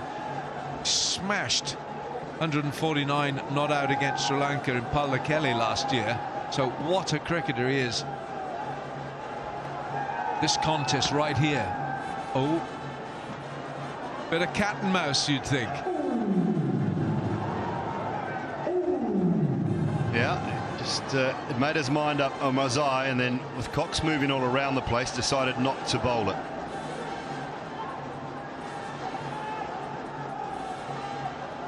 And Omarzai is very much a popular cricketer, choice for franchise cricket. Here he goes. Innovation from Jordan Cox, and he puts him into the second tier here at the Dubai International Cricket Stadium. Jordan Cox is now really in the groove. Hulla indeed. Mention it, Wilco. We haven't seen the best of Jordan Cox in this tournament. He's played every game. 23 games in the tournament. Jimmy Neesham liked that one a little bit as well. He has got them all around the ground, I can tell you, and he's got real power too, so maybe this season. Gone even wider, and he finds the man. Heather Razak at backward point, and Omarzai's got his revenge, and that is a welcome sight for Moeen Ali. Put the mockers on, he went wide, and then Omarzai did a great job, followed him, went short. Pace off. There was no pace when Cox got the edge, the top edge. There was no pace for it to fly over the tall figure of Razak at short third. Cox goes for a well-made 31 from 17. It's 134 for 5.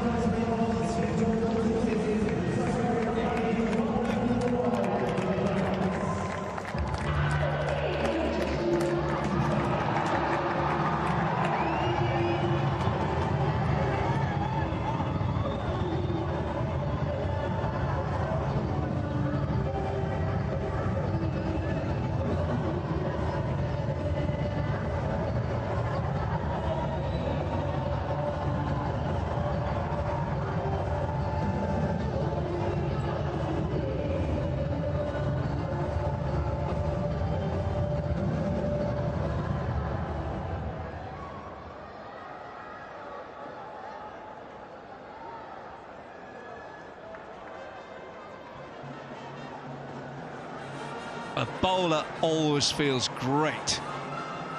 Not when he sees Rodman Powell coming in, but he always feels great once you've been planted in the stands for 6 and the very next ball you get revenge. Rodman Powell. And he can hit the high spots, I can tell you that. I don't need to tell you, because that's what he's been doing in this tournament.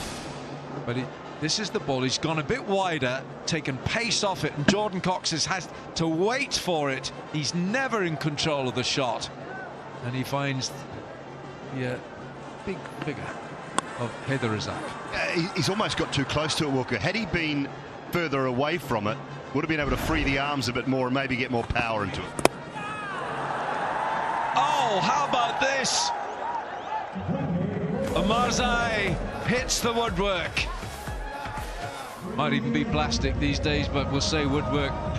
But Rodman Powell's on the walk back, and he's only been there 25 seconds. Back-to-back games, Omarzai has been impressive with the ball. This one has tailed back in. Clipped the front pad, so probably would have been out LBW anyway, and then gone on to head off. Terrific delivery, pace on, 137 kilometres per hour, so decent enough. Skidded through.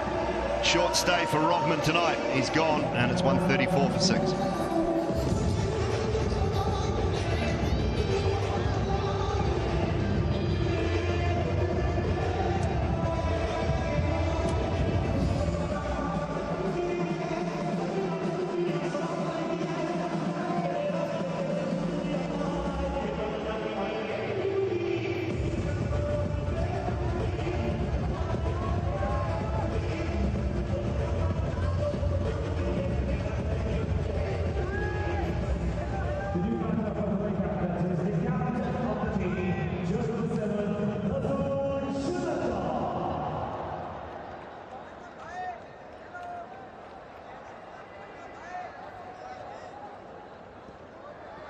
Darshan Shanaka is the new man. Tushara looking for the Yorker, and he can deliver them with this slingy action.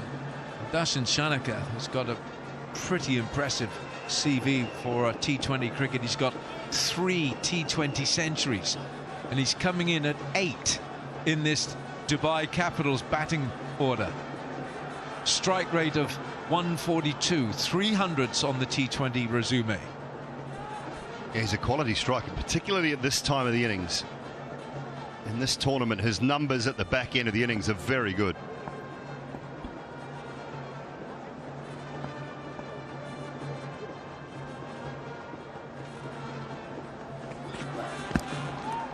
Oof. Well, we got Nuan Tushara, Sri Lanka against Darshan Shanaka, Sri Lanka. A little bit of a personal duel going on here. Brilliant delivery, nipped back at pace, just did for Rovman Powell, all ends up. Lovely delivery at, as I say, 137 Ks. You were just talking about Shanaka, Alan. 150 runs. This is over 16 to 20 in this tournament last year. Average 25, strike rate 227. Bowled, really well bowled. Well, Tushara will know exactly in his head where he wants to bowl to Darshan Shanaka. He doesn't want to give him anything to work, so he can work out a strike rate of 220 plus. Tushara is Shanaka is dangerous. The likes of Gulbuddin Naib and Tom Bantam, Sam Curran, Kieran Pollard, big hitters. Right at the top there, Darshan Shanaka. Tom Bantam, what a good season he had last year. Looking for that Yorker. He fires the full toss in.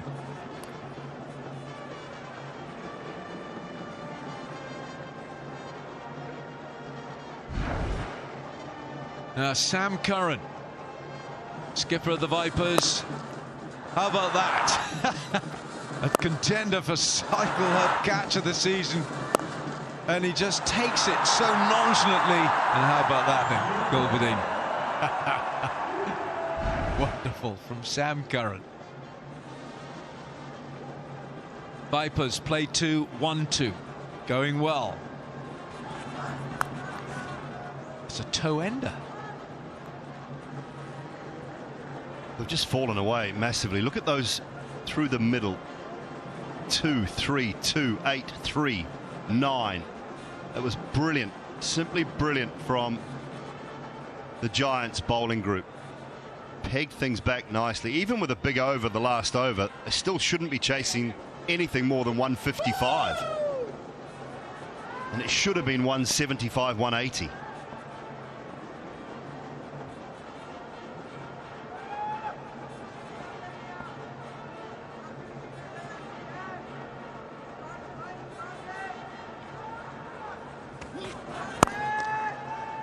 He's absolutely creamed this.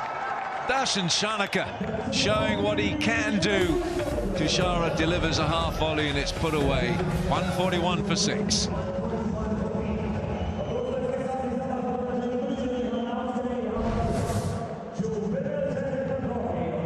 Lovely timing.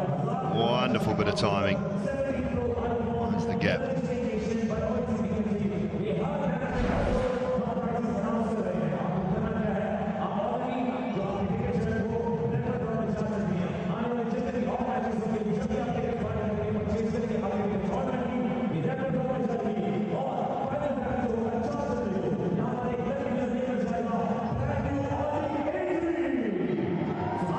Right, 141 for 6.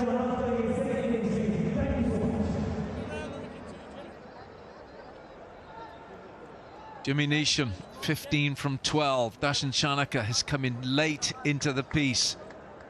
And it's going to be Amatullah Omarzai, this very impressive Afghanistan quick bowler. Oh, he's a terrific all-rounder.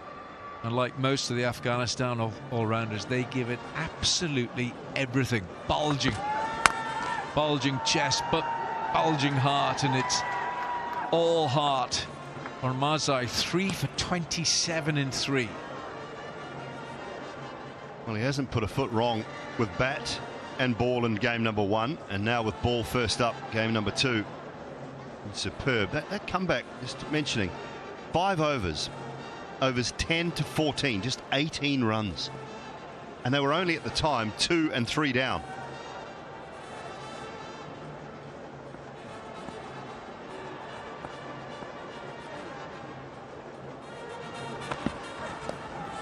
Who's picked him up. It's a bad ball from Omarzai, and Shanaka very quickly onto it.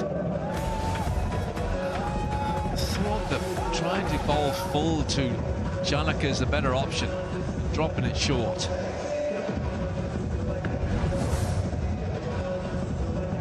He pretty much hit everything last season at the back end, whether it was full, short. From this end though, Wilco, I would get 4 fielders leg side on the boundary. I'll be bowling leg stump Yorkers. Picked it up. How well has he picked it up? Oh, pretty well. Gurbaz underneath it. Yeah, Gurbaz diving full length. Couldn't quite get there. It's better. You're making them hit into the big side of the ground, but I'd want another one out there. Taking that man from deep point, putting him out on the leg side as well, and just ramming Yorkers in at leg stump or off pace into the wicket over leg stump there. All you're asking the batter to do is try and drag it to that big 70-odd metre boundary out at deep mid wicket and long on.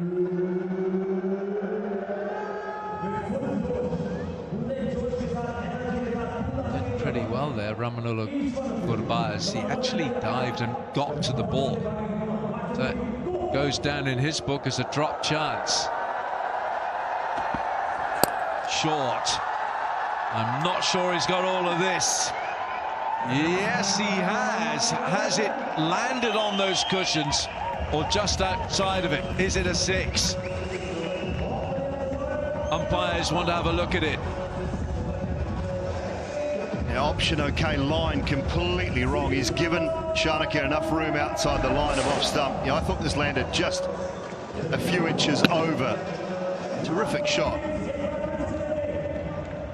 Now, just a few inches on top of that advertising triangle cushioning. I like to call it the Toblerone, but I think that's giving away free sponsorship.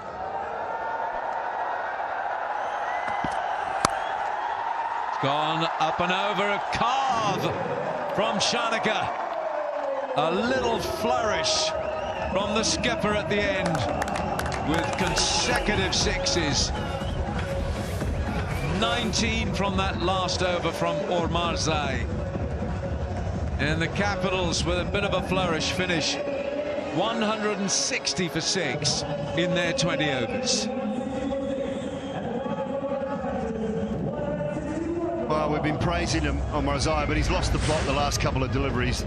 He's a bowler that rammed in some wonderful Yorkers the other night, but he's just bowled 2 short balls wide of off and allowed Shanaka to free his arms when you've got the big boundary and more boundary right his leg side. He's got that completely wrong late in the piece. And is that 160, is that little flourish at the end going to be enough for the Capitals bowlers to make some use of, to maybe put a bit of pressure on the Giants lineup? Done a terrific job for the most part, the Giants bowling unit. In particular, the spin of Moeen Ali and Liam Dawson. The tidy overs for Mark Adair. One brilliant over from Ayanaf Salkan. Just let it go in that last over a little bit, 160 for 6. The last over went for 19. It was the most expensive over of the innings. Omarzai bowling the wrong line and length. He dropped it short and he paid the price. And yet again, in another match for the Capitals, not one of them getting to 40. No Capitals batter has scored a 40 in the 2 games they've played this season. 35 from Siddiqulla, 29 David Willey, 31 Jordan Cox. all of them looking dangerous. And then Shanaka came in, and with 9 deliveries, finishing 23 not out. You see the partnership, 61 William Sedekula, 41 Cox and Nisham, and then at the end, Shanaka and Nisham. Shanaka getting those 23 runs. Yeah, 3 for 46. Look how expensive in the end Ormarzai was. He picked up 3 for 27, and the last over cost him 19. Moeen Ali 1 for 23, 1 for 31 Dawson, and Ayan Khan 1 for 3 in his 1 over. Tushara Adair bowled pretty well as well. Right, let's go downstairs to Laura McGoldrick. Go to Laura in a moment after Shane Bond, the bowling coach for the Gulf Giants, hands over the white belt to Amatullah Ormarzai, and he bowled pretty well. The white belt goes to the bowler who leads the bowling stocks. Now to Laura McGoldrick. Thank you very much, Shane Bond, the bowling coach for the Gulf Giants. How do you feel after that? Yeah, I thought it was a really good performance today, a really good team effort. The boys felt like the wicket was a little bit better than we played on the other night, so 160 is a really good team performance. Omazai there, 3 wickets tonight, 2 the other night. Started off really well. What's he like in the nets? What's he like to work with? Yeah, he's an absolute beauty, actually. A hugely skilled player. You can see he can swing the ball both ways. Obviously devastating with the bat. So, yeah, that's one of the beauties of this tournament. You're working with players from all these different countries, Afghanistan, you know, and obviously Saudi Arabia, Kuwait, UAE. So it's been really cool to get to know those guys. And it's not easy to bring a group of guys together who don't know each other very well and to play together, but the boys are doing a great job so far. This isn't your first DP World ILT20. You've been here before, but have you noticed an improvement? Yeah, I have. I think it's like any tournament that's been going for a wee while. People get to understand the conditions.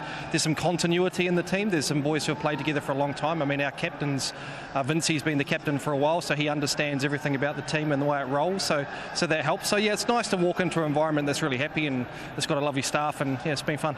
And things are starting off nicely. Now you got to go out there and score those runs. Do you think that's a gettable total on this surface? Yeah, it's a little bit cooler today, so it'll be interesting to see if the dew comes in as heavy as it did the other night. But if you asked me whether 160 would take it at the start, yeah, we would. So it'd be nice to get off to a 2-0 start. All right, well, we'll let you go in there and talk to the troops before that. Thank you and best of luck. Thanks, Laura. Yeah, Shane Bond could bowl at a rapid rate of knots as well. So the Gulf Giants, a bit expensive in that last over, but they need to chase 161 here in the Dubai International Cricket Stadium to beat the Dubai Capitals. 161 the target.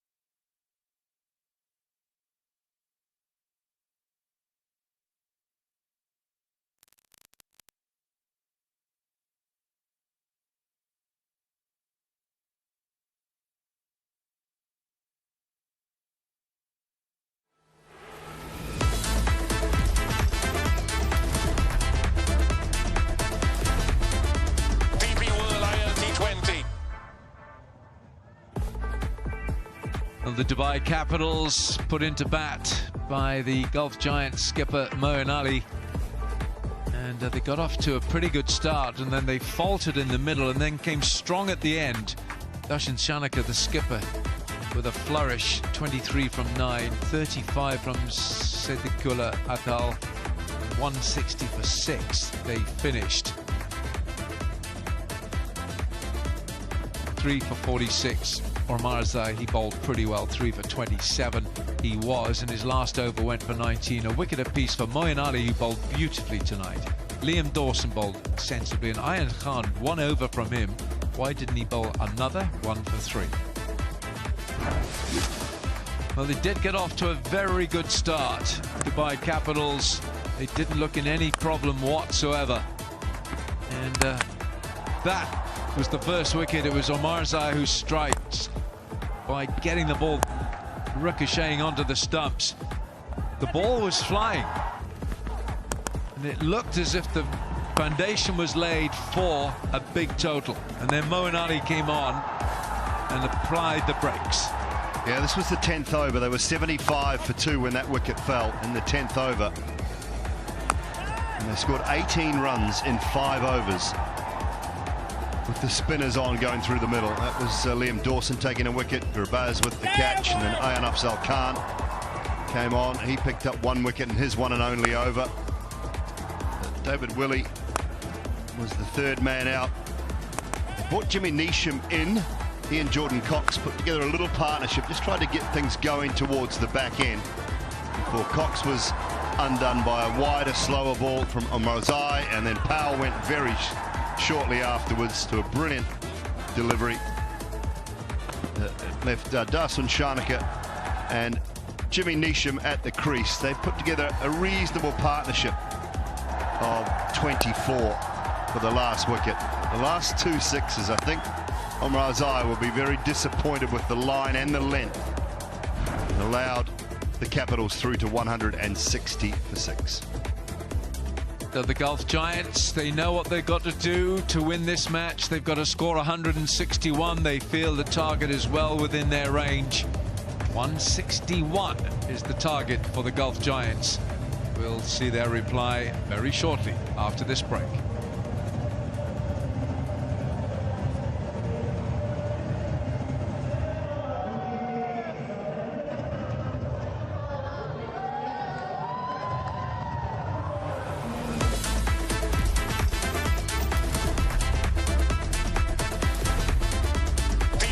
ILT20.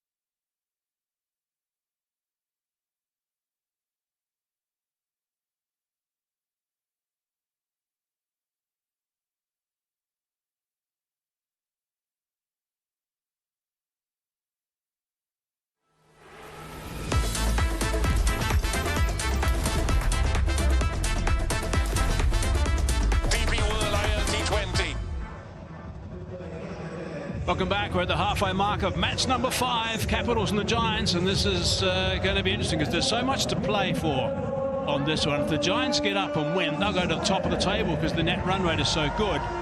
If the Capitals get up and win, they'll be delighted because they lost their first game and they need to surge a little bit. It is early doors, of course. Only match number 5. ILT20 goes on for a while. But they're going to have their work cut out. They're up against a couple of guys who like playing their shots. Right at the top, Nasanka. We just saw him taking guard. Gabaz is the other one. There he is. He likes playing shots galore. I'd like to see him settle down, actually, a little bit more than he does. And he's so talented, he can always play catch-up. This is going to be a lovely little clash, this one. Top order, James Vince, we understand, is going to be coming in at number 3, so it'd be great to see him back in the lineup against the left arm of David Willey. Rockman Powell missed out with the bat. That doesn't happen very often, so he'll want to make a bit of an impact with the ball once he gets an opportunity. But Nasanka was the player of the match in the last game. He was absolutely superb with his 81 off 42 on his ILT20 debut. He got a magnificent century for Sri Lanka against India here in the Asia Cup. There's Gabaz, strike rate high, 146, 240 innings, getting close towards 6,000 runs, a couple of hundreds, best of 121. Very experienced David Willey, 359 matches in his T20 career, 362 wickets, economy rate's terrific, 7.9, best of 4 for 7, and if a left armour is talented and can swing the ball at the top with a bit of zip about him, they are priceless. So Chanaka played nicely with the bat. Ended up with 23 not out off 9 deliveries.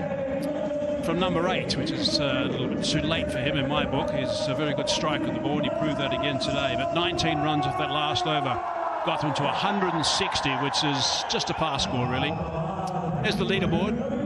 As we stand halfway mark of match number 5, the Vipers are on top with play 2-1-2 with 4 points. Golf Giants, look at that net run rate, 3.03 for the Giants. And as I said, if they get 2 points again, they'll go to number 1 on the table. The Knight Riders picked up 2 points, missed out yesterday in Sharjah. The Dubai Capitals haven't got any points at this stage, and the net run rate is not looking great. So they need to get 2 points today, so they can stay nice and pumped up at this magnificent stadium, the Dubai International Stadium. Really is quite spectacular. Willie. Nasanka's away. He doesn't waste much time. Andy Flowers alongside him. G'day, Andy. G'day, Hazy. Really looking forward to this opening partnership, and indeed seeing James Vince back. He has been a ever-present captain, leader, batsman for Golf Giants. He's just coming off that hip injury, and I would imagine he'll be slipping in at 3 as the super sub. Buzz on strike after that single. Very exciting Afghan opener, who could be described as impetuous. That's the skipper, James Vince. Here we go, Willie to Gabaz. Now, it's in line, but a little bit of height, I think, perhaps. Of questions asked by Willie. Chanaka's not interested. Height is their call. A little bit of... Oh. He did take it at the last second, I think. He did indeed. Sag is signalling. Player review. We have a player review for LBW. The original decision is not out. It's a fair delivery. I'm looking at the split screen. There appears to be a gap between bat and ball. Can I have Ultra Edge to confirm?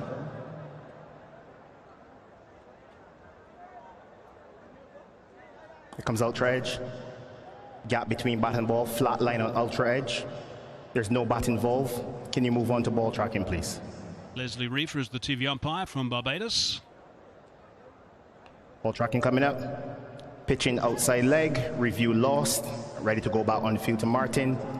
Martin, you stay with your not out decision. Make your signal. Right, there you go. Don't have to go any further. Pitching outside leg. Got himself in a little bit of a tangle there.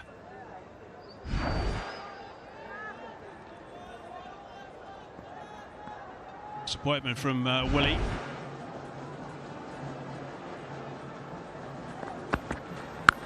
Oh, he's charged that one and he's belted it. How far's that gone? Wow, that's gone a long way, both height and distance. Great crack off the bat. Well, that's impetuous. Wow. That is the long boundary. 72 metres, that boundary. He's got right underneath that. And Willie tracked it all the way. It didn't only go high, it went far. Been a field change. Third man's gone to backward point. Oh, it's a good follow-up from Willie. A shake of the head from Gabaz. What a shot that was. That was extraordinary. That's bound to be in the running for the DP World Dispatch of the day. Amazing shot from Gabaz. It'll be a contender, that's for sure, for that Dispatch of the day. In sport and logistics, you need precision and adaptability. This shot was outstanding for its precision and its adaptability. A little bit of swing from Willie. Just push down the ground. Cox tidies up. Well, that's what I'd like to see from Ramanullah Gurbaz. He's got the capacity to play amazing shots. And we saw that with a 6. I want to see the composure. That means he can make good decisions and build an innings from here. He's got the start. Can he build on it?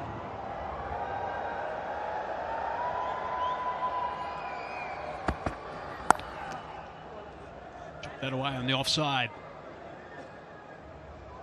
It's a very good start. 10 runs off that first over.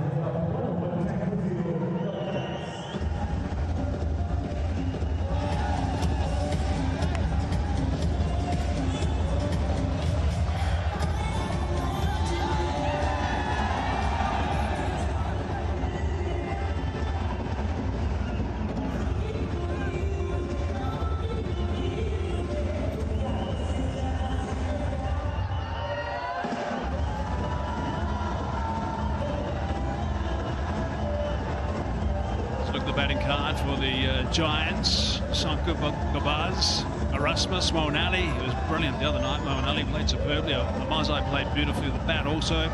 John Moores gets a run. Let's see what changes they do make.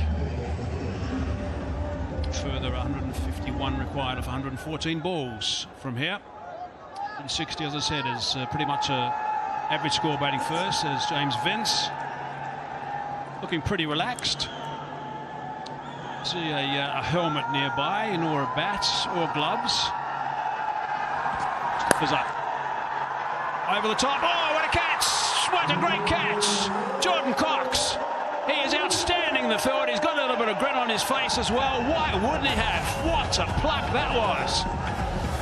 Quite magnificent. Without doubt, one of the best catches in the world, Jordan Cox. He took a tumbling catch in the first match, and here he's got hang time. What a pluck that is. He timed that jump perfectly, and with his right hand it stuck perfectly. And Gurbaz smiles wryly, but he's gone just for 9. Golf Giants 10 for 1.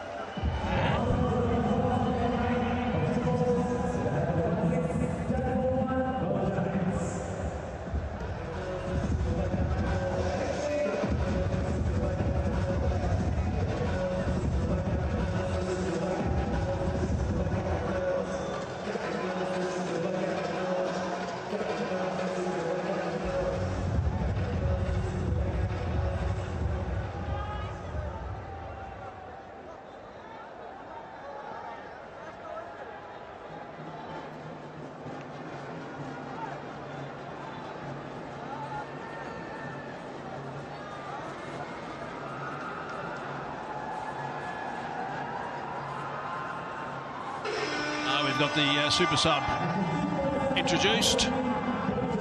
Tasara's out, and James Vince is in. Fit again, so that's good news for the Giants, batting at number 3 today.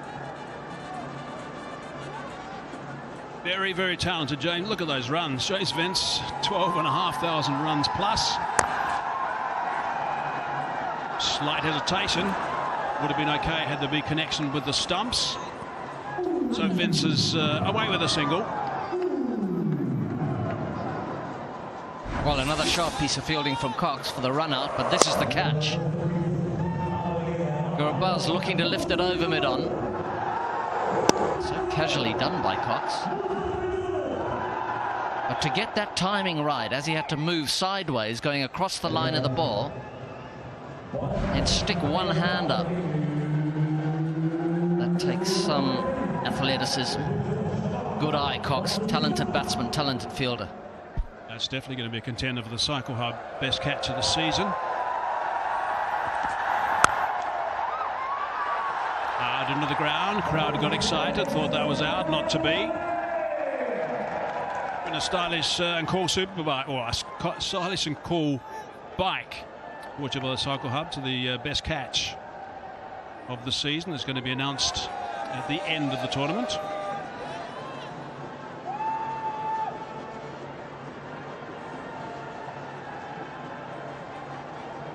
Fizzer straight into the game as well. He's always a performer. He's got the ball in his hand. Great shot. Wonderful shot. Perfectly controlled by Nasanka. Lovely on drive. Well, we saw some of his pulling and cutting and deflecting in his first knock when he scored 80 or 40 balls. That is a perfect on drive. Sachin would be happy with that. He's a test player, isn't he? Patum Nasanka. Very effective one. And always unhurried. There's a sign of a good player, got a little bit more time than most. Straight to Powell, no run there. So wicket off the first ball of the over, 4 off the ball before the last, so 5 from the over up until now. Giants might be searching for a more consistent opening pair than the last 11 innings. They've tried 5 different opening pairs. I wonder if the guy batting 3 right now might be elevated to join with Nasanka. That'd be a pretty potent opening stand. Nasanka and Vince. The buzz missing out again today. That's picked up superbly. Geez, a little fella, but he can hit it a long, long way. Great way to finish the over. 11 from it, 21 for 1.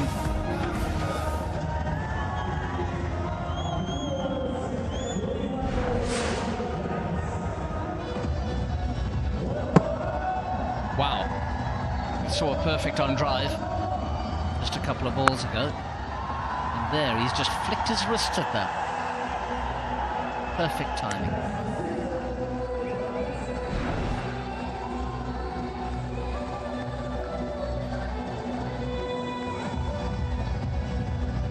Just looking at Nasanka's year, actually, in 2025. His strike rate is 160 in 23 innings, averaging 38. Terrific stuff. Right, Willie again. To Vince now.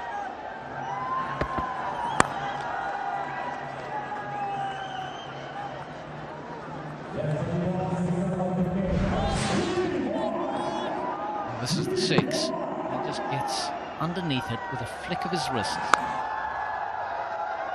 What balance. Head was beautifully over the ball. Leaning over that front leg. Look at that. Best year in terms of strike rate. 159.4. 2024 wasn't bad either. Nice tight line from Willie. Doesn't want to give Vince anything that he can free those hands at. Terrific Fantastic stuff from Nissanka in T20s. That 100 I mentioned earlier in the Asia Cup against India. He's got 650s as well, 834 runs, average of 38 in 2025, average in the mid-30s in 2024, 750s and 100 in that year as well. Top runs.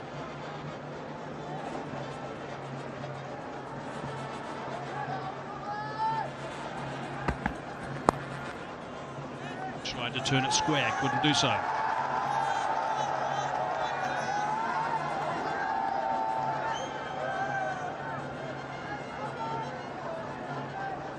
Our analyst is showing us Nissanka's average in T20s in Dubai is 48 at a strike rate of 147.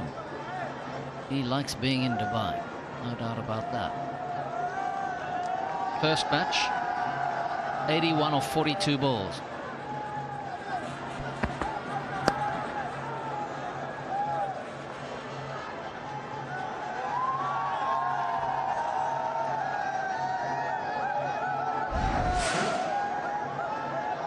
Look at what he did in the first game they played here. When they got up, he was the player of the match. He played superbly with that 81 off 42.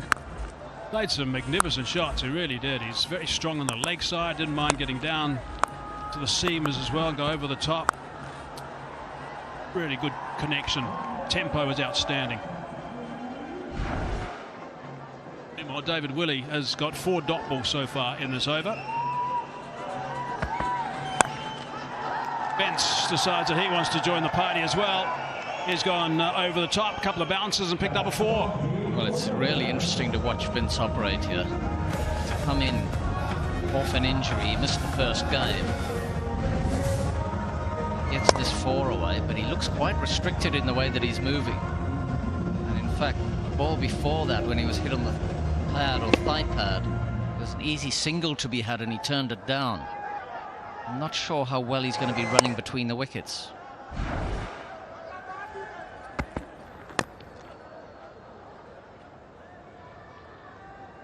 Single off the last ball. 5 off the over, 26 for 1.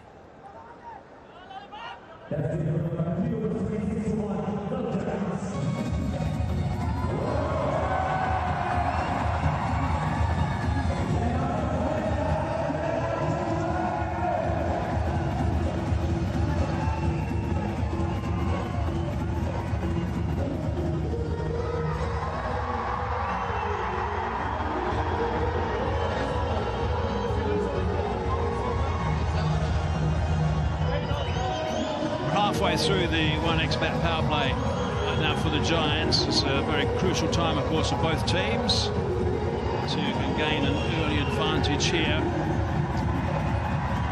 Power play in total for the Capitals, when that was done, the 1x bat power play was 44 for 1. So it's a better power play than they had in the first game they played. They lost 3 wickets on the power play in that first game. Hayden now into the attack.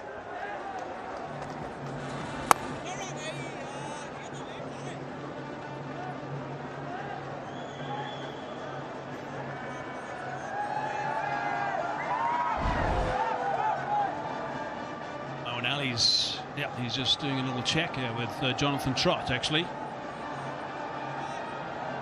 And I think is saying Moeen Ali's to go next. Yep, looks like that's the deal. He can only use 1 bat, though, apparently. He played so sweetly the other night. Like he was using 2 bats. Well, I wonder if he was just going in, if they lost an early wicket in this over and he could attack the left-arm spinner, and whether they change that if a different type of bowler comes on.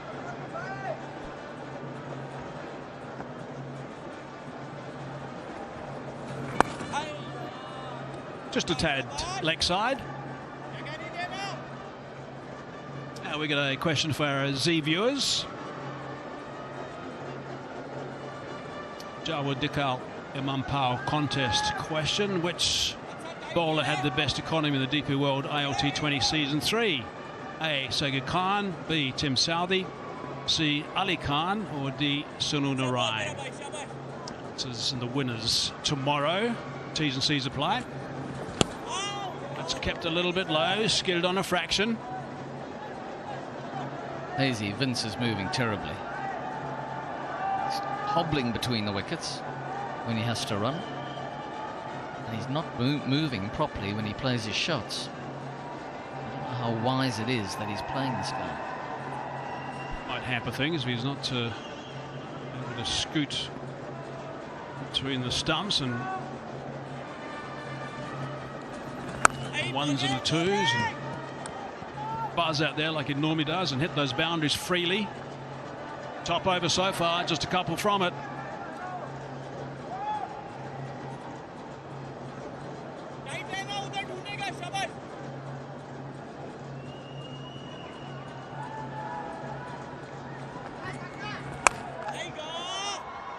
A swipe on the leg side to dot ball. What a top over that is. Fourth over's gone for only 2. 28 for 1.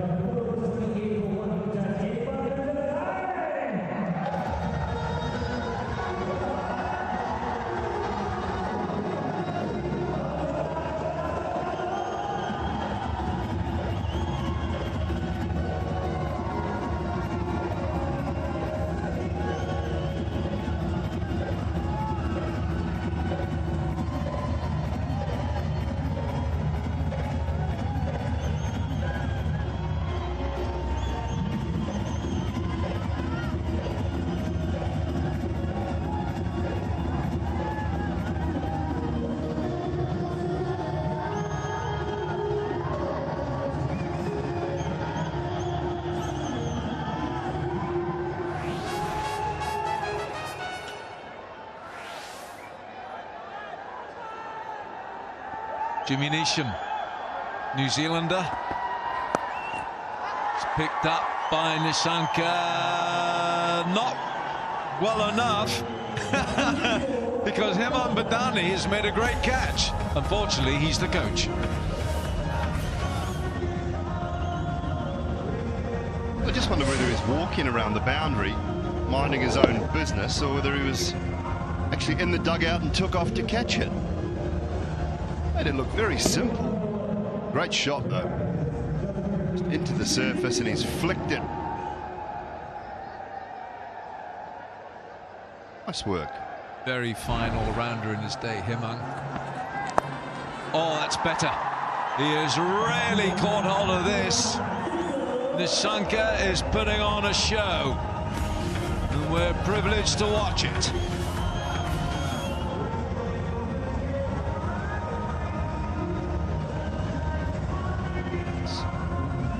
Sound a little bit too late. Again, that's just into the surface. It's too easy for Pathum Nissanka. I was a little perplexed at the decision to bring Neesham in. When they saw the ball turning, when they saw what Moeen Ali did, Ayan Afzal Khan, Liam Dawson. Why Mohammad Nabi? Was it Neesham got, what, 16 off 13 balls? Oh, another! He is timing it so well. Such a noise, the ping of the middle of the bat that we're hearing from Nissanka. Yeah, it's gone for 4, that one, but again, it's into the surface. He's just able to pick it up. Talk pre-show about him being able to pick up length so well. It's a prime example of it. Neesham going just into the surface a little bit, short in stature. Picks up that length so quickly on that pull shot. Oh, goodness. Oh, goodness. He's got no answers. Jimmy Neesham can just shrug his shoulders and grin because Pathum Nissanka is all over him. 6-6, 4-6. 50 comes up. And again, it's a delivery that not a lot of players will pull. Neesham thought he'd gone a little bit fuller, but Nissanka just so quickly onto it. It's brilliant. Oh, it's good to watch. Not if you're Jimmy Neesham. Nissanka currently 3rd in the ICC T20 rankings behind Phil Salt and Abhishek Sharma. Phil Salt the #1. Now Shanaka is saying to Jimmy Neesham, we've got to change something here. because Pathum Nissanka from Galle, Sri Lanka, he's got hundreds in all formats of the game. He's got 4 Test centuries, 7 ODI hundreds, and 1 T20 100, and he's got 2 in T20s, and he makes it look so easy. Yeah, and as I say, he just sweats on that short ball. Absolutely brilliant. Next back power play is on at the moment. Crucial time for both teams in this game. Who will take the advantage at the moment? Maybe the Giants. Well, that's a decent comeback from Jimmy Neesham. I think he learned very quickly. You get hit hard enough and far enough, you've got to change it. Yeah, and I go back to that point. I feel Mohamed Nabi could have easily done the job Neesham did with the bat. What was it, Maz? 16 off 13? So it wasn't like he set the world alight on with the bat. So I think Nabi could have easily done that job and been a way better option with the ball, especially the way it was turning.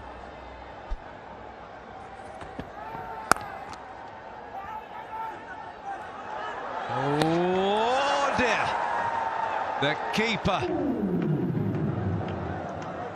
Sanjangir, he needed to collect. If he had collected, I think he might have been a goner. 5 gone, it's 50 for 1.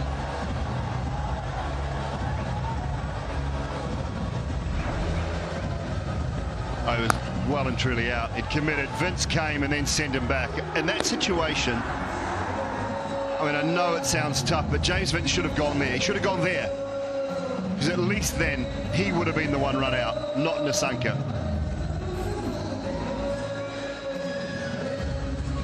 And Vince is struggling anyway. 7 from 11, hardly running. A lot happening in that 1 over, which yielded 22 runs. Perhaps it was a bit tough on the keeper, because the throw was fast and it was really behind him. Mustafizur from Bangladesh, the left arm seamer. Jordan Cox gives chase, and the Englishman has done well. Cannot take your eye off this. There's something happening every ball. We'll come back to that Jordan Cox bit of fielding, because we'll just take a look at this run out again. So Vince, he's gone, he's going.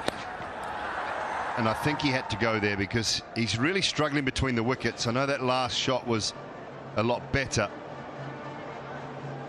I'm not sure the keeper could have done a whole lot more. It looked like it could have been hitting. That would have been a terrible run out. James Vince, well, that might just trigger something for James Vince, the English player, because he's been struggling.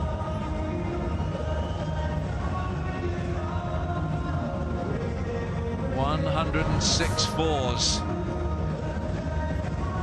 That's the number, the big ticket 4 of this season 4 here. Play big, dream bigger, and that's what James Vince has to do. A short arm jab from Vince.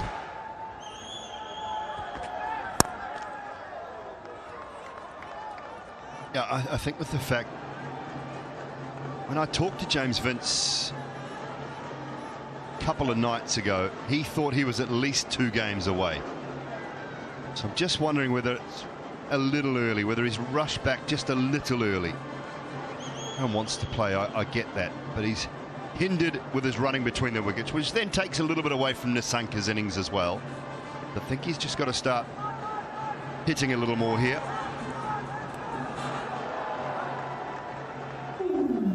He's a very cultured player, James Vince. He's a beautifully stylish player. He's very correct on the offside. Almost playing carelessly like that. That's not quite his game. But he's got Nissanka at the other end to do that. Nissanka's playing the most wonderful hand here. Yeah, he's just feeling it though, isn't he? 13 from 15. And not only is he probably feeling that hip injury, he's feeling the pressure of his run rate, which is 86. Well bowled. Well, the fizz has got all kinds of deceptions. He's got the most extraordinary wrist where it does all kinds of things. It's, you know, the CV joint in a car on the wheel, it turns in all directions. Well, that's what the Fizz's wrist does. It's almost Murali-esque. If you think about Muralidharan, what he was able to do with his wrist, and you transfer that into a left arm seamer, it's very similar to what the Fizz is able to do with that slower ball. Don't try it at home, folks. Don't try it. No, he hasn't caught hold of this. It's gone straight up. Should be gone, but it's dropped. It's David Willey. Oh dear, oh dear. And that's the 50 partnership. And after the power play, it's 60 for 1, the Giants. And it will be a timeout. Lots to talk about for the fielding side.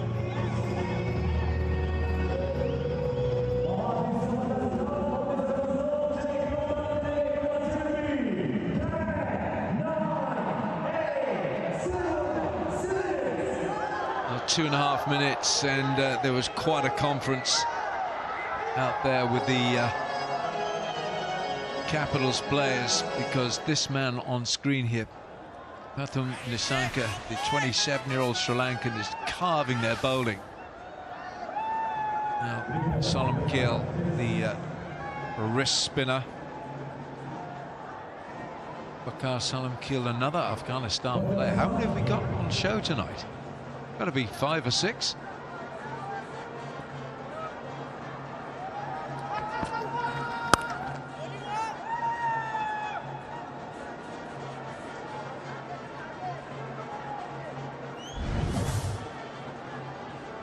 Well, David Willey here just compounding the problems.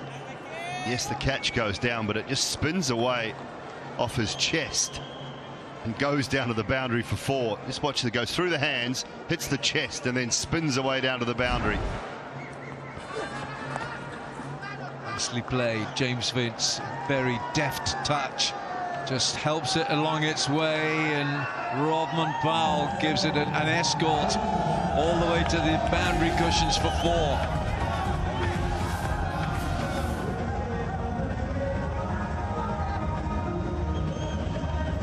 Clever from Vince. It's right across, Doesn't try and overhit it, just gets enough on it. He's really battling between the wickets, so I think boundaries will be the order of the day for James Vince. You don't want to be there, do you, really? James Vince just now into the 20s.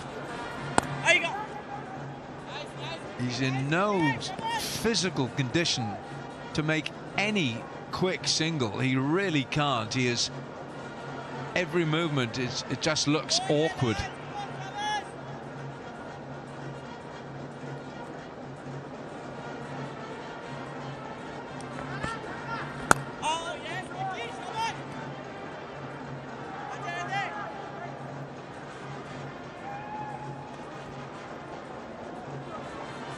Yeah, and the only way Vince is going to get a single is to sort of ease it through the circle out towards the boundary, and even then he's not really got the ability to run quick twos.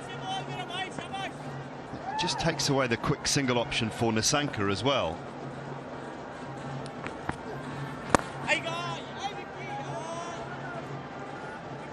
Be good, Waka Salam Keel. He's missed the first season of the DP World ILT20, but he's taken the second most wickets in the entire competition from a spinner's point of view.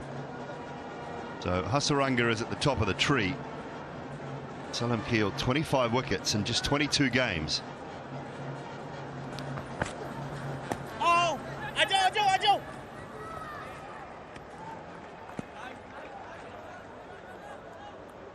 7 gone, 67 for 1.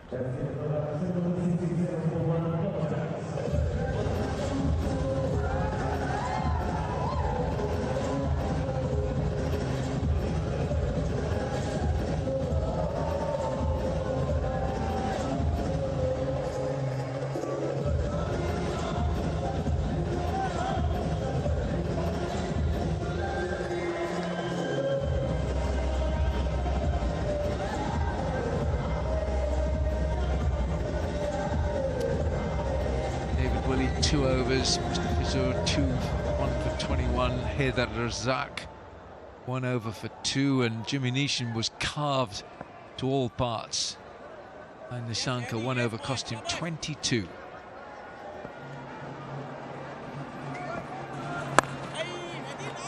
Now the left arm spin of Haider Ali. Haider Ali, born in Lahore, he's a UAE player now.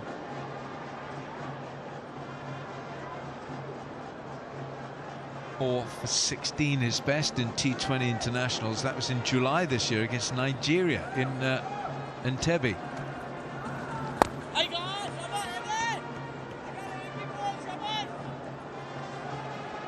Got a double header tomorrow. The Warriors against the My Emirates from Sharjah first. Match number 6 of this year's tournament. Ooh, sprung off the bat. James Vince.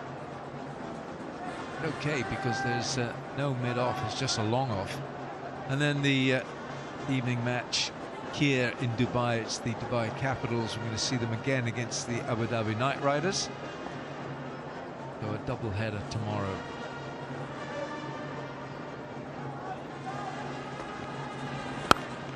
Shot, good looking shot. Love the control he's got, Nissanka. It is so pleasing on the eye.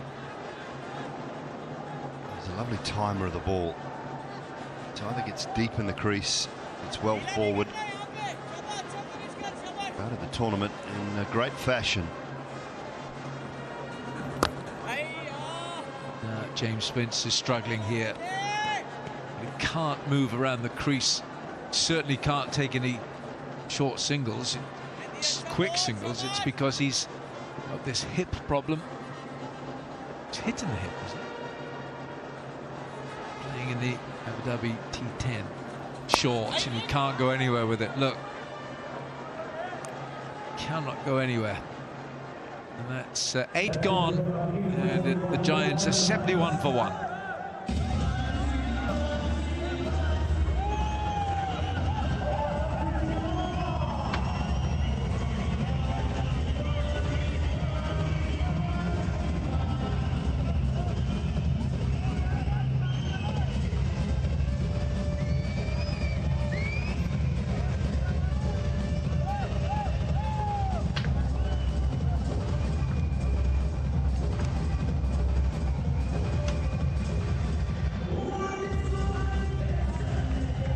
71 for 1, 8 overs done.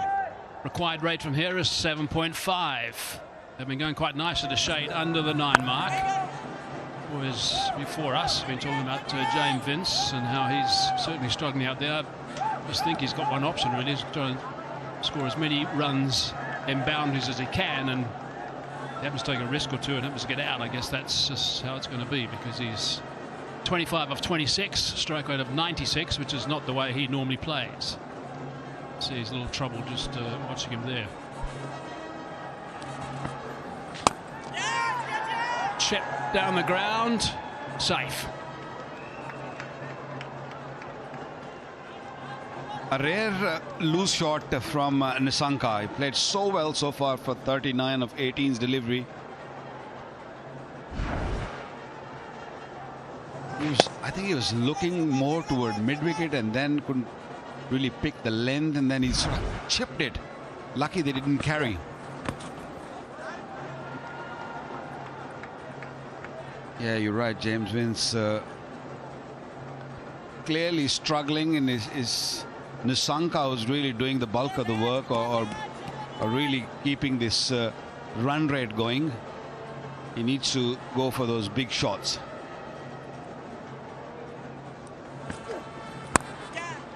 Cries of catch it, but it's over the top and it's struck beautifully for 4. That's a good shot. Just rocked back and pumped it for 4. That's a quality shot. Yes, he had a little bit of time to rock back and pick the gap, but he is so good through that cover region. He actually played the shot while he was moving backward and had to really punch it over that cover fielder. That's a magnificent shot.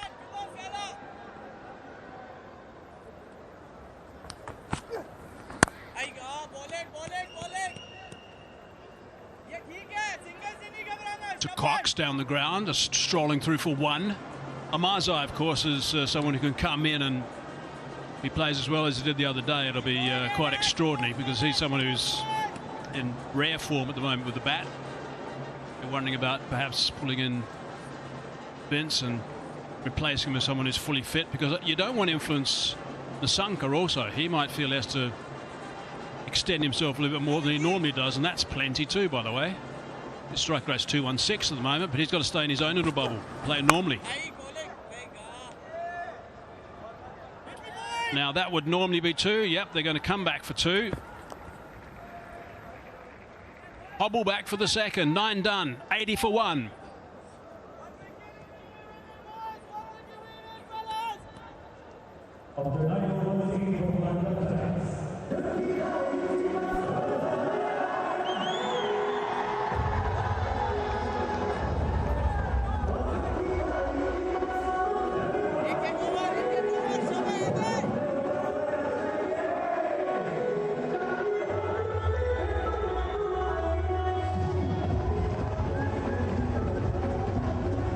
I want you to focus on that red worm, the pink worm at the moment, because that's coming up the stage now where they went flat. The spinners came in and they kept things very tight from 5 overs after 10, so it went pretty flat at that stage. Meanwhile, the Giants worm now is just meeting them, and it's come down a bit as well due to the run rate slowing down also. It's a really crucial time right now. The big difference what I've seen from the first inning to now around this time is the ball not really spinning much.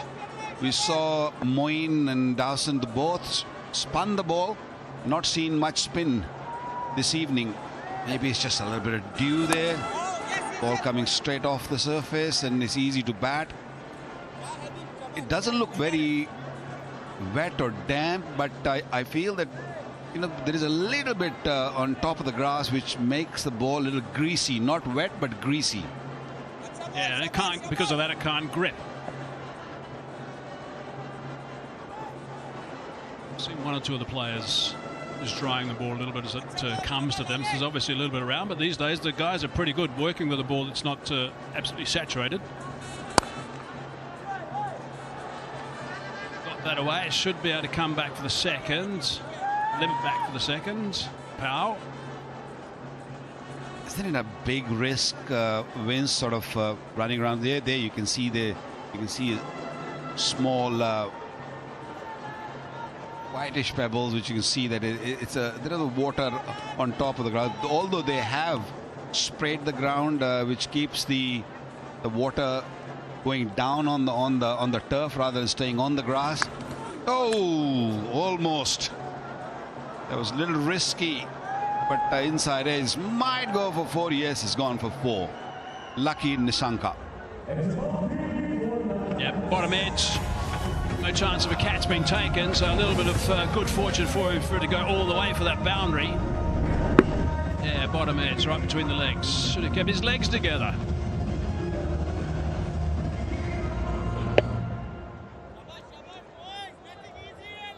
He was a little late, wasn't he?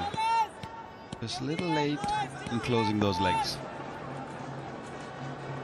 That spray you're talking about, they put on the grass, is something that's used on golf courses. It's a bit of a wax coating on the blades of grass. It's nicely played, well picked, 4 runs, and also brings up his 50. Outstanding. 23 balls only, strike rate of 222. Nissanka again is playing brilliantly. Wow, that is some innings. And he started from the word go. He did not wait for the ball to get old, or he didn't take any time. He was very severe on the pacers, especially Willie, and then of course spinners is dealing them in boundaries, and is moving the game very, very briskly. 9.25 the scoring rate right now. Debut season, back-to-back 50s for him. 12 runs off that over, 92 for 1.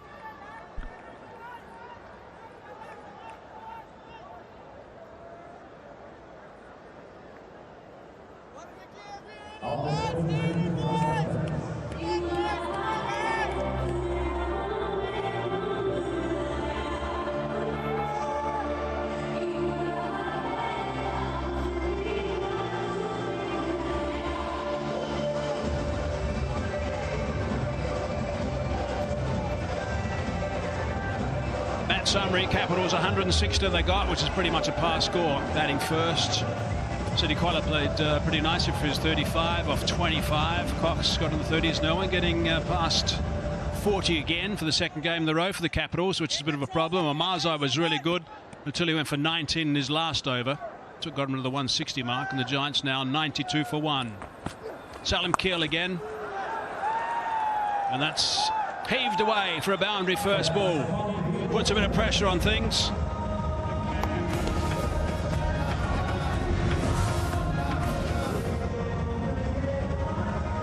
That's wrong line, wrong length. Maybe length is okay, but when you bowl that line to a man who's looking to score every ball, you are going to go for runs. They're really desperate for wicket right now, these Capitals.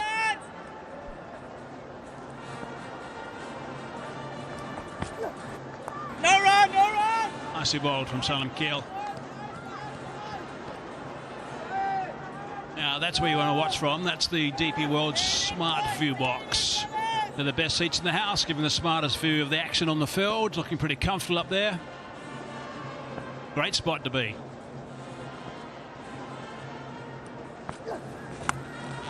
Top shot, that's extraordinary. That's gone for 6. That's got to be a contender, that's for sure. DP World Dispatch contender. Sport and logistics need precision and adaptability, and that shot was exactly that. Magnificent work. Look how quickly he got into position. He was literally facing him and then decided to go, I'm just going to flick it for 6, and that went a long way. More problems for Shanaka. Yeah, you can only smile because that was some shot. And a man in form is just not sparing anyone. Magnificent stuff from Nissanka. No run.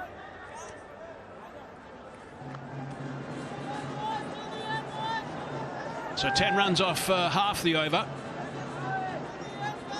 Certainly the required rate from here is just 6.3. Nissanka's controlling things beautifully. Staring down the barrel now, the Capitals.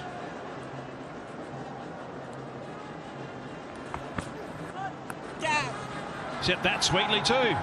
Superbly timed, and it's 4 more. A little bit slow around that boundary line. Another boundary for Nissanka. 5 sixes and 6 fours now. It is a pretty decent sized ground, and the fielder there at point wasn't too far away from the ball, but it was hit so hard and it was timed so well that it had no chance of cutting that. He did give it a go, good dive in, but the ball was gone. Very expensive over, 14 already, 1 ball still to go. Chips that away on the onside and retains the strike. That's another big over. 15 runs from that one, 11 bowled, 107 for 1.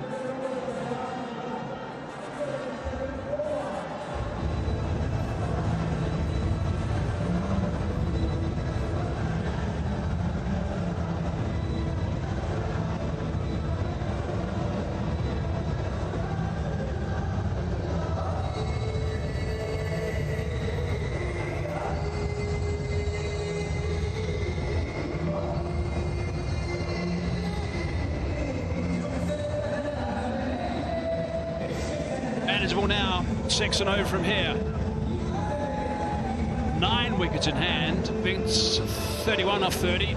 Let's hope he's not aggravating that injury. That's my only concern watching him at the moment. He's involved in this partnership, which is big. There's the belts, I should say, and Nissanka on top. Amazai is the best bowler at the moment. And Nissanka the best batsman, and Omazai the best bowler, based on 4 aspects. Now, set that high. Should be out. Is out. Jordan Cox not going to drop that. The end of an innings, end of a sparkling innings again, but he'll be very disappointed, I think, that he hasn't steered him all the way home. Fizz was brought in early for a reason. The reason was Shanaka was looking for a wicket from him, a slow delivery, a cutter, a famous Fizz delivery. Just a little bit outside the off stump, and Nissanka was looking to drag it on the onside. Didn't hit the middle of the bat, but what an inning. That was some innings. Gone for 67 of 31 is 107 for 2.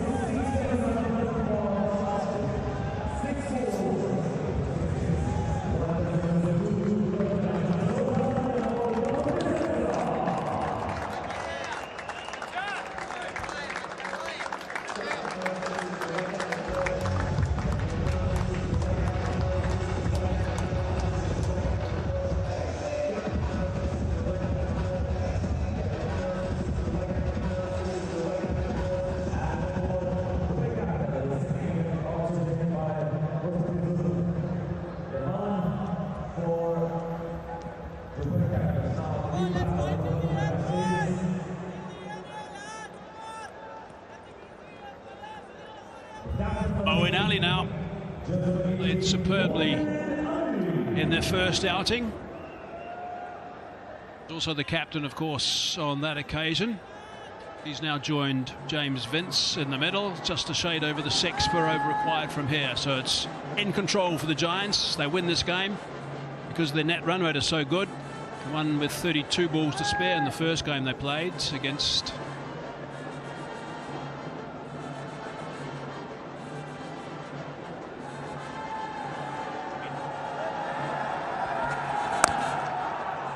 My Emirates. Yes, I remembered eventually. The net run rate's so good, if they win this one, they'll end up at the top of the table, top of the tree. Yeah, that delivery, that cutter, very late. He just sort of bring the wrist into play, bring the fingers into play, and gives a good rev on the ball. The ball spinning off the surface, and the catch was comfortable, easy. Jonathan Trott waiting for his man. Just tap him on the shoulder. Well done, well played.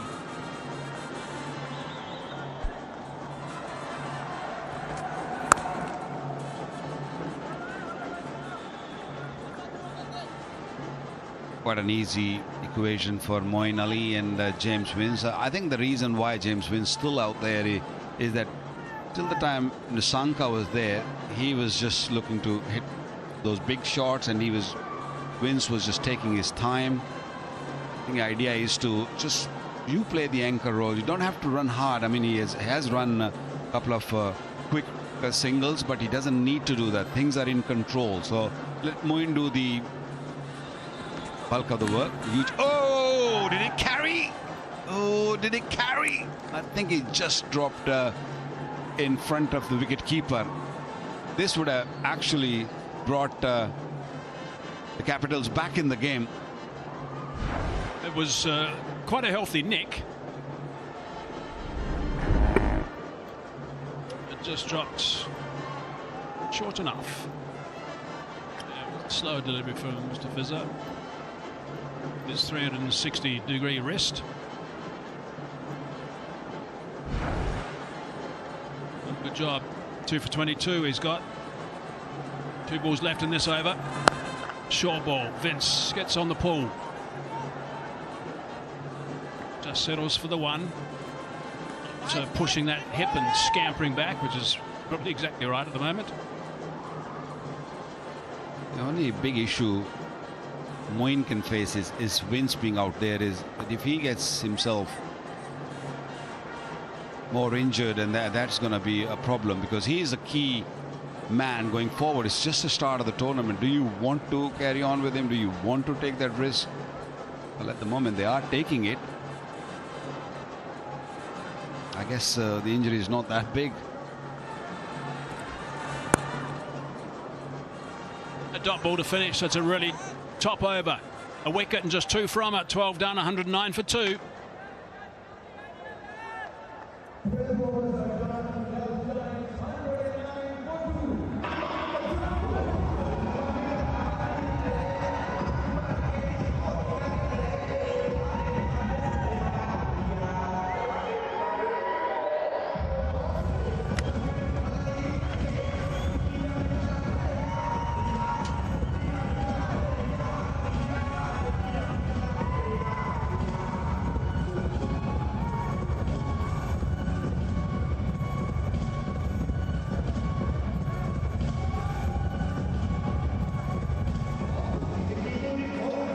Desert Vipers play 2-1-2. They're leading the DP World ILT20 leaderboard.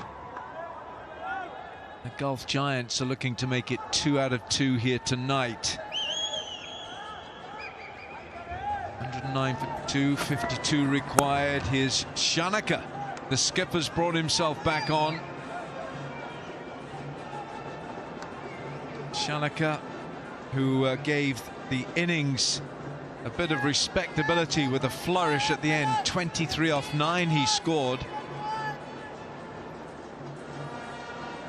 Well, here's the DP World Smart Truck Buggy Cam, using the latest cutting-edge camera work to give us wonderfully unique vantage points on today's action. Just like in cricket, DP World uses technology to keep trade flowing all over the globe, and we are certainly the recipients of the technology for those shots from the DP World Smart Truck Buggy Cam. Well, it was good to watch, Andy Flower, wasn't it? Well, Nissanka was there. It was just sit back and enjoy the entertainment. 2 innings Patum Nissanka has played in the ILT20. 81 of 42 in his first game. And then today, 67 of 31 balls. Sensational piece of batting, all class. Very, very impressive.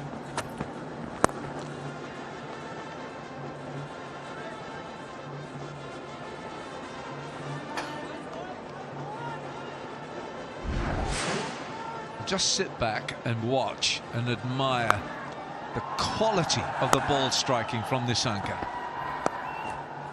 Not only striking, beautiful on drive, Sachin would have been happy with, and these pull shots almost punting like, and he threw in a little reverse sweep 6 just for a little icing on the cake.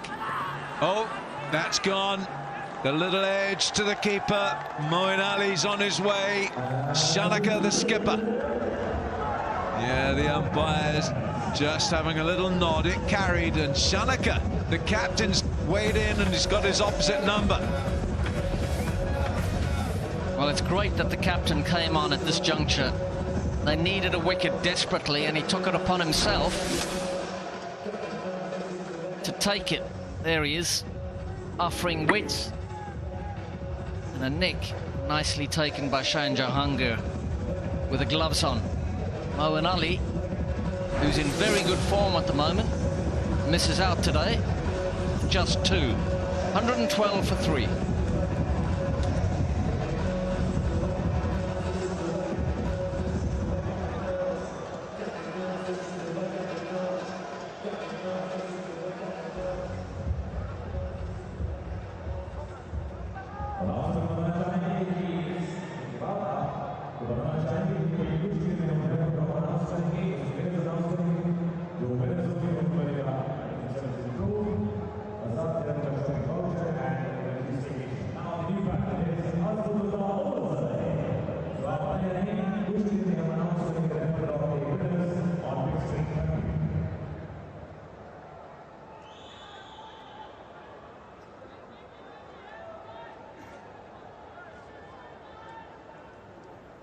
The new man, Azmatullah Ormarzai, the best of 62 not out in his T20 career. Strike rate is healthy at 134. He's already performed with the ball, although he was expensive with his final over that went for 19. 3 overs, 3 for 27. 4 overs, 3 for 46 he finished with. Shanaka's just bowling, trying to bowl straight here, not trying to do too much with the ball. Straight to Omazai, a little bit of width to Mo Ali. No feet from Mo Ali whatsoever. He just wafted gently at the ball, didn't really try to smack it, didn't commit himself to the shot. It was just a little push. Anyway, he paid the price. Shanaka's happy. Last ball of the over. Nicely played. Down the ground for 1. 13 gone, 113 for 3.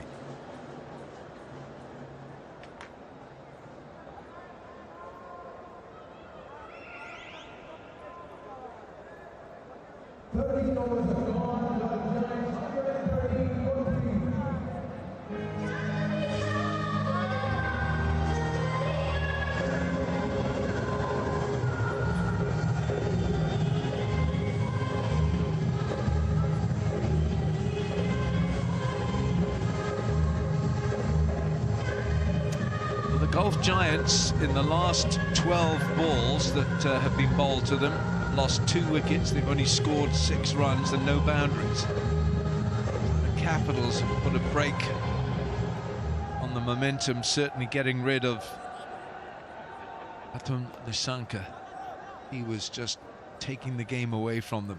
He's gone, and so too is Moeen Ali.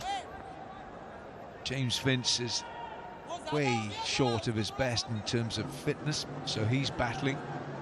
Azmatullah Ormarzai is has just come in. So 48 required from 42, and it's the left arm spin of Haider Ali, UAE cricketer. Nice action. Bowls a high arm action, left arm spin.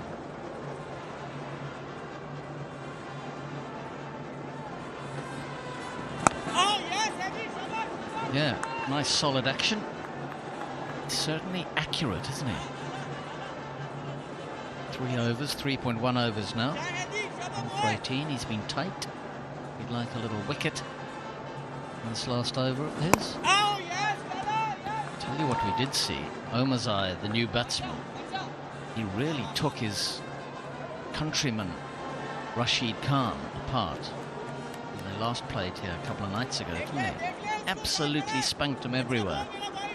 Yeah, he was sensational.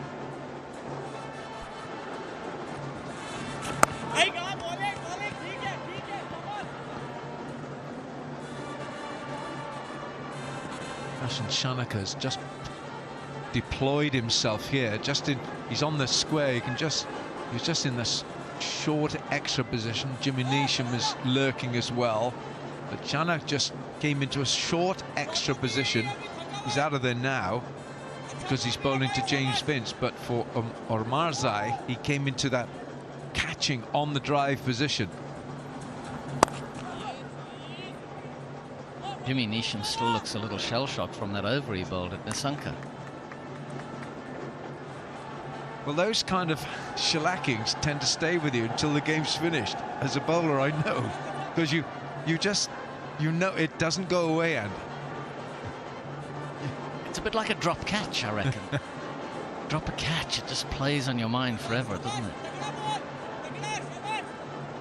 It certainly does when they go on to score a big one. No pace, there's just no pace for Omarzai to work with. Haider Ali just giving it a little air. Last ball now for Haider Ali to complete his spell.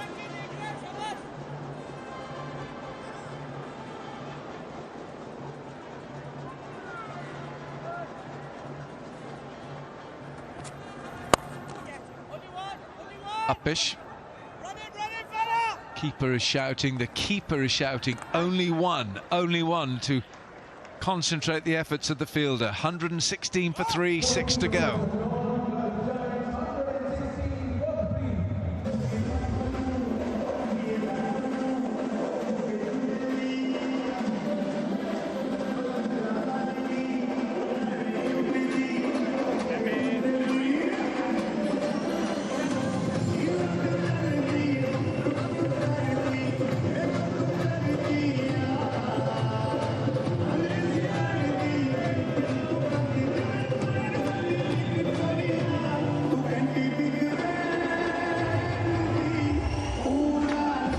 Okay, there's the family, 4 children, and it's the dad who's on the phone. Poor role modelling. Come on, Dad, share it out. Oh. 45 required from 36. How well has he hit it? Pretty well, straight. Shanaka. That is the first boundary in 20 deliveries. Quite a boundary it was. Shanaka over pitching. He said he was bowling straight. Way over pitched, wasn't it? Certainly not half volley. Clean hit. Omarzai's picking up where he left off in the last match.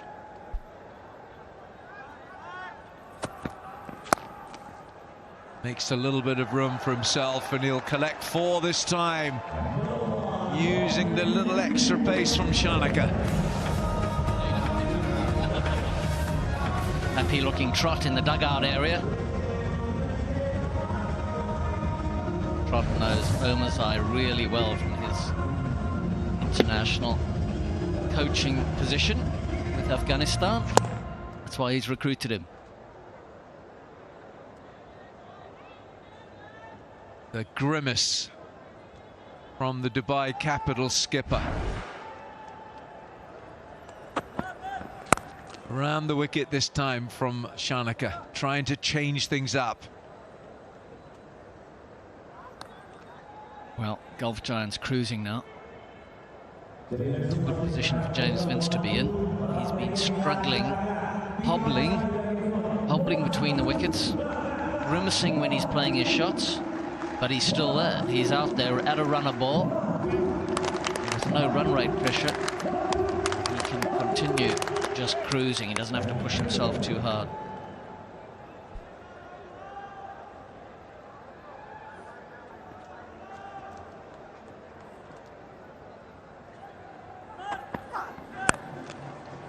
Change of pace is just a slower delivery. Down to 102, that was the previous ball was 121, that was 101. I think with his medium pace you can call it an even slower ball.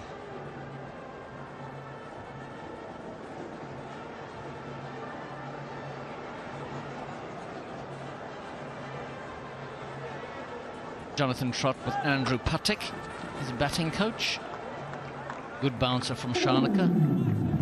Andrew Puttick, ex-Western Province batsman, left-hander. And that's where he'll know Jonathan Trott from. Jonathan Trott hailing from the Cape. Puttick, yes, he played for South Africa as well, I think. Played 150 over, one-day international.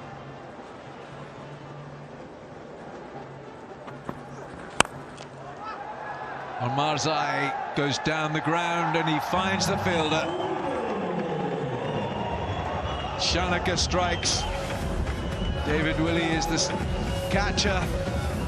Marzai was looking dangerous, but he's gone cheaply. He needed to stay there with James Vince. He did need to stay there with James Vince. Strange choice of shot. I know he hit one there earlier for 6. That was the leg cutter, slower ball from Shanaka. And he's holed out. David Willey, excellent catcher, would not drop that chance. Omazai gone for a little cameo of 14. Gulf Giants, 128 for 4.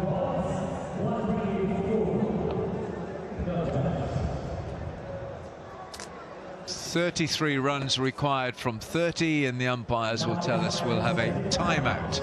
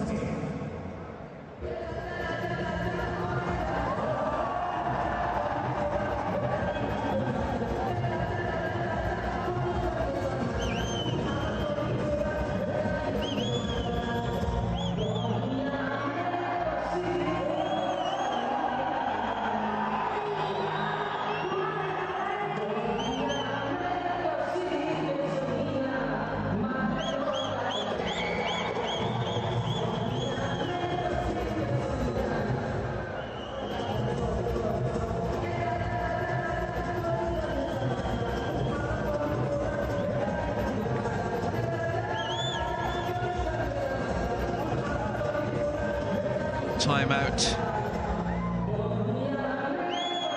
Coming to the end, 2.5 minutes. James Vince holding things together here for the Giants, who now need 33 from 30. It's been painstaking, and it's been possibly quite a painful innings for James Vince, because he is struggling. Mustafizur quite happy to let Tom Moores, the new batter, have the strike. Looks like he's got a brand new bat as well. Healthy strike rate, 136, heading towards 3,000 runs in his T20 career. 80 not at his best, and son of Peter Moores, former England coach.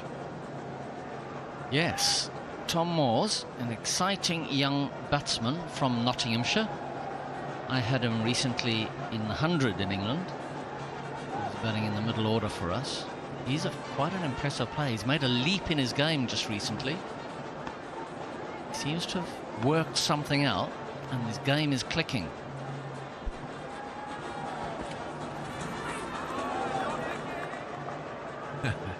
The Fizz, he really has got a Pandora's box of tricks, isn't he? And that wrist of his, it's a well talked about wrist. It does all kinds of things. This is Omarzai. You just wonder, Andy.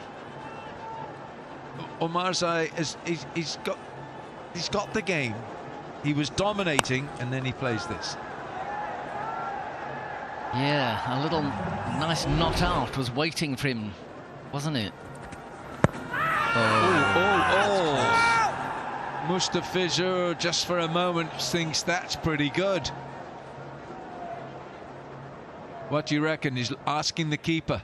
Now he's asking the Fizz. Well, they have to go for it, don't they? They have to. Looked like it might be missing leg stump, but they absolutely have to chance it. They need wickets. It's the only way they can put pressure on. It's a fair delivery. I'm looking at the split screen. Forward.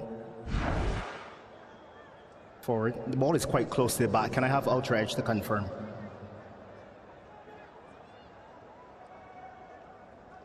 Here comes ultra edge. There's a flat line and a gap between bat and ball. There's no bat involved. Can you move on to ball tracking, please?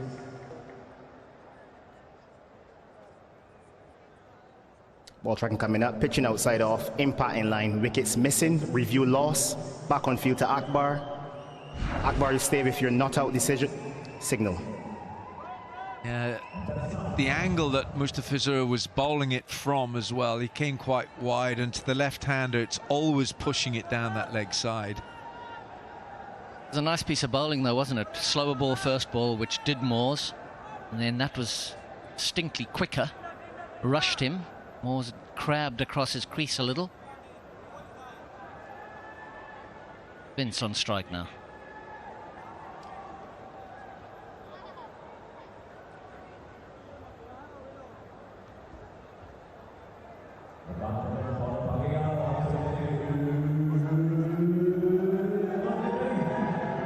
James Vince is on strike. What's happening here? Somebody running off or just changing his fielding position?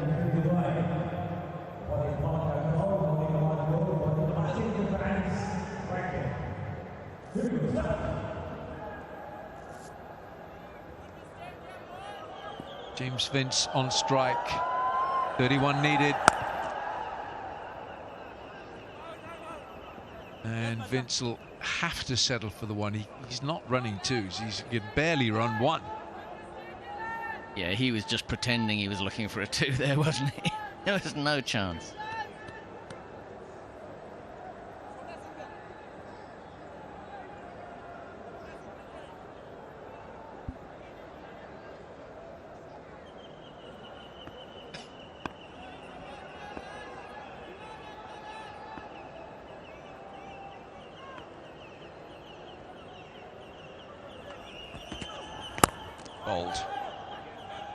Bringing the stumps into play.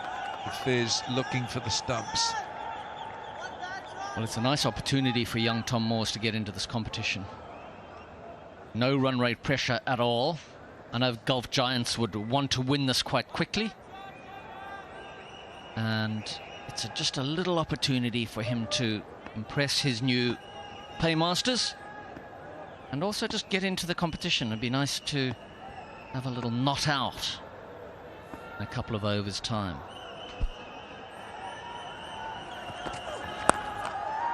Nicely onto it, the short ball, and they'll settle for one. But Tom Moores is off the mark after 4 deliveries. 4 overs to go. The Giants need 29. It's 132 for 4.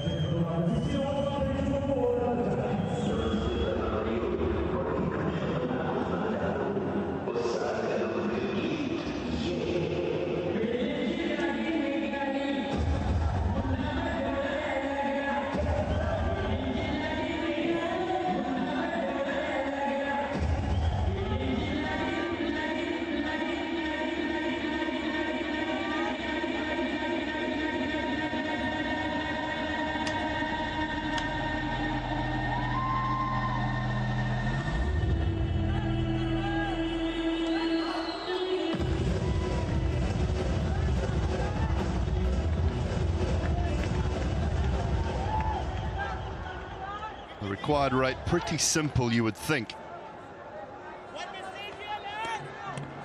It was just 1 from 4. Arslan Ash is back. And Moores goes straight down the ground for 4. Just heard Andy Flower talking about him. I saw him a little bit through the summer in England. Really talented player. Nice for him to get into the tournament. Very quick hands. Wasn't very short, but because he's got really quick hands and he's actually targeted straight over Wakas's head. It's a beautiful shot.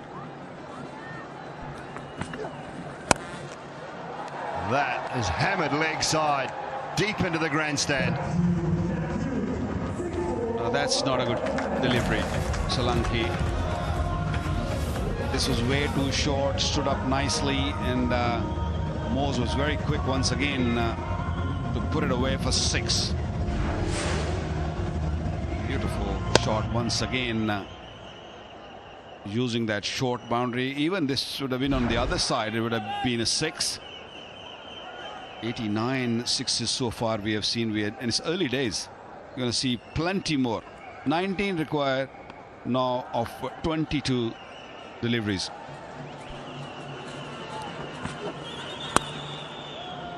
That's this one away, and that'll be a big chase for backward point. It's around Jimmy Neesham. Doubleheader day tomorrow, the first of season 4. TKC, Dinesh Karthik, Southie's men against My Emirates. Pollard, Mohamed Wasim, EP, plenty of big names on show. That's gone high. That will take some catching. And does. Holds on to it comfortably. Is that the fizz down there, I think? Mustafizur. Moores goes, and Salam Khil has got one eventually. I don't think Moores will be happy with that shot. It was there. He could have actually put it away for 6 or 4 even. But eyes lit up, and instead of hitting it into the boundary, he just hit it up actually. And comfortable catch, Mustafizur. Not sure if that wicket's going to make much difference right now. But Shanaka will feel that, okay, if you can pick up another one here, things can change. Moores gone for 13, is 1-4-4 for 5.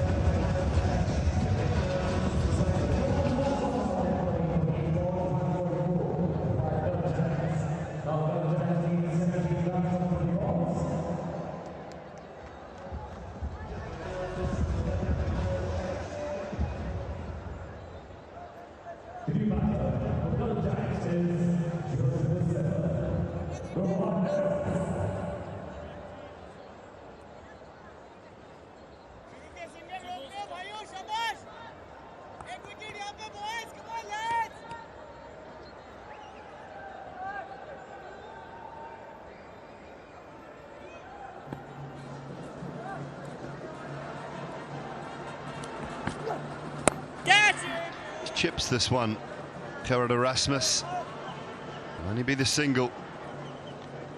Run rate pressure not there by any stretch. 16 off 19. Yeah, he's just looked to go up, hasn't he? I know he's a 6 hitter, but you roll your wrists on that, finds a gap, picks up 4. Job done, but not to be. Most expensive spell in the DP World ILT20 for Arslan Ash. It's just eases that for 1 into 17, 146 for 5.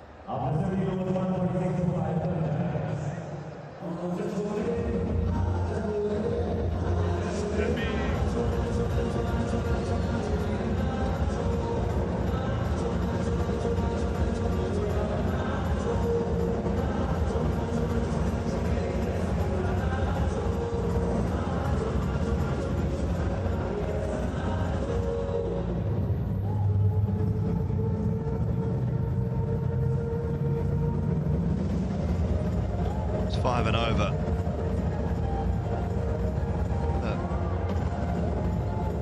quirks, I guess, of James Vince's innings today. It hasn't been his fluid best at all.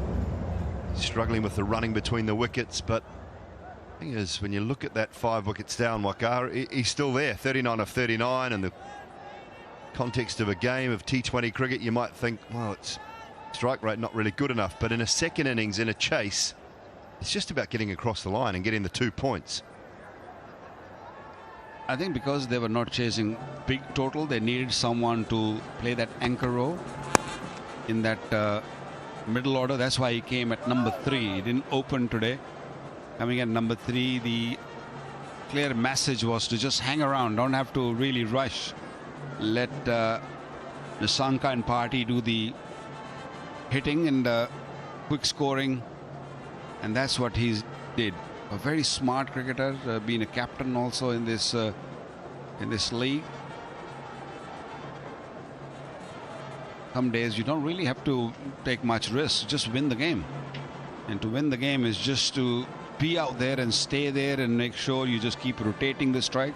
Even now, Rasmus can really look for a boundary if they have to hit a boundary. They don't need to, but if they feel that boundary needed, he's the man.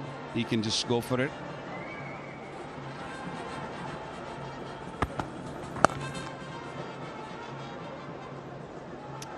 They're doing it in ones at the moment.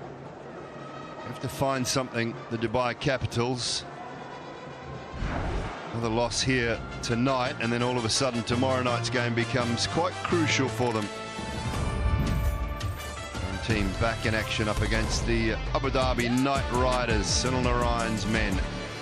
Alex Hales, Livingston and Dre Russ.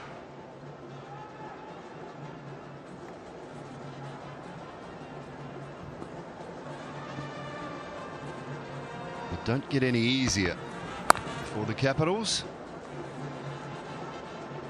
Yeah, that's why it's important to start well and make sure that you continue with that form.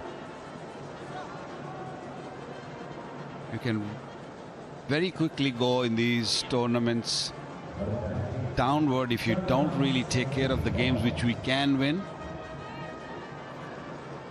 And that's why all these support staff, the coaches, the managers, they become very important to just keep them awake and make sure that you keep winning the games.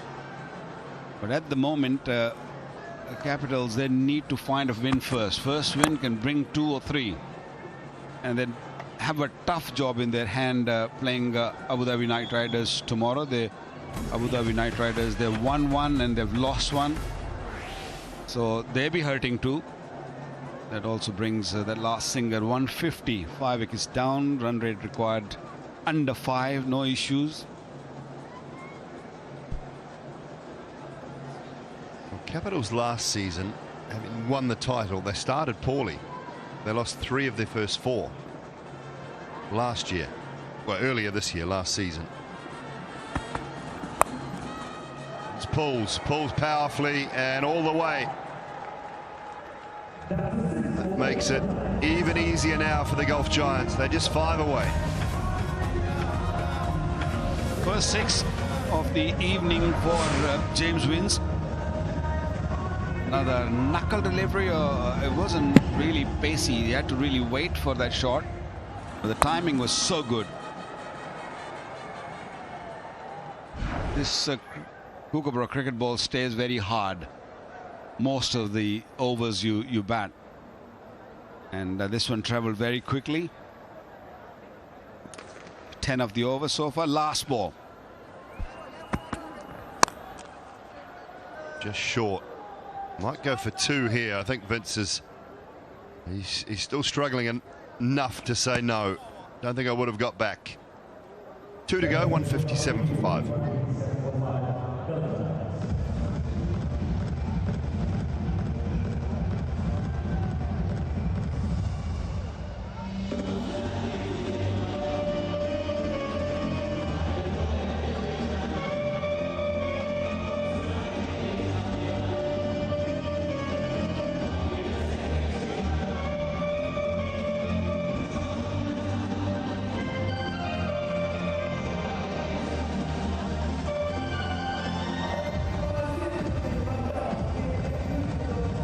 coming to an end Saturday evening here at the Dubai International Stadium. Moeen Ali of the Giants won the toss. Capitals into bat at the stage. They were flying along. Probably should have got in the region of 170 to 180. Ended up with 160. Giants look like they will chase it down pretty comfortably.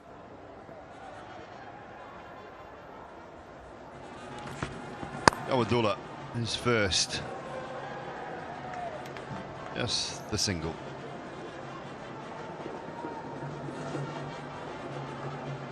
Capitals made a few mistakes this evening. I think first of all, I thought Willie promoting up the order wasn't really a great idea. And he's taken up too many deliveries to get going, and then he got out. I think that was poor. And then, of course, Mohammad Nabi, such a good player on a pitch which was offering a bit of turn. Didn't play him. This one might just go. Oh no, that is brilliantly taken right on the boundary by Mustafizur Rahman, and a wicket for Javadullah. Introduced for the first time in this game and picked up a wicket on his second ball. Well, it's just flowing straight to him. Have to just backpedal a touch, get right on the boundary. Short, cut away. Just backpedaling, make sure he was inside, comfortably taken. Mustafizur. Back-to-back low scores for Erasmus. 158 for 6.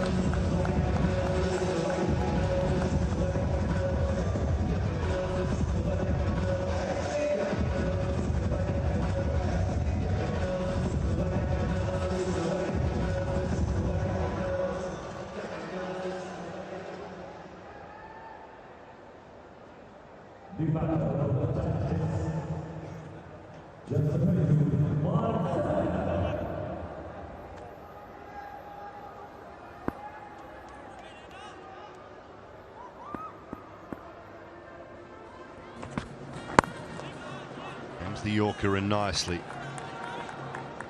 Mark Adair is the new man. That angle from the left-arm fast bowlers have caused problem in ILT20.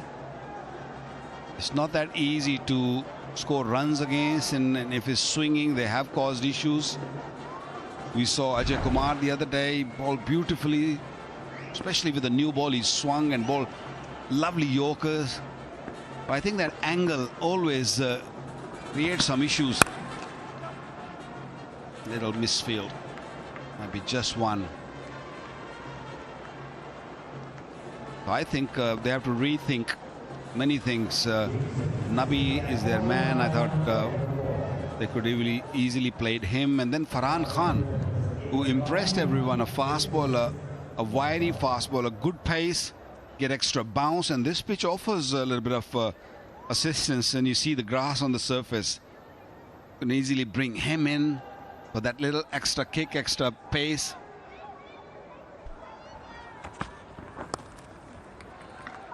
Eases that away. 11th half century in the DP World ILT20 for James Vince. His joint most 50s in the tournament alongside Alex Hales.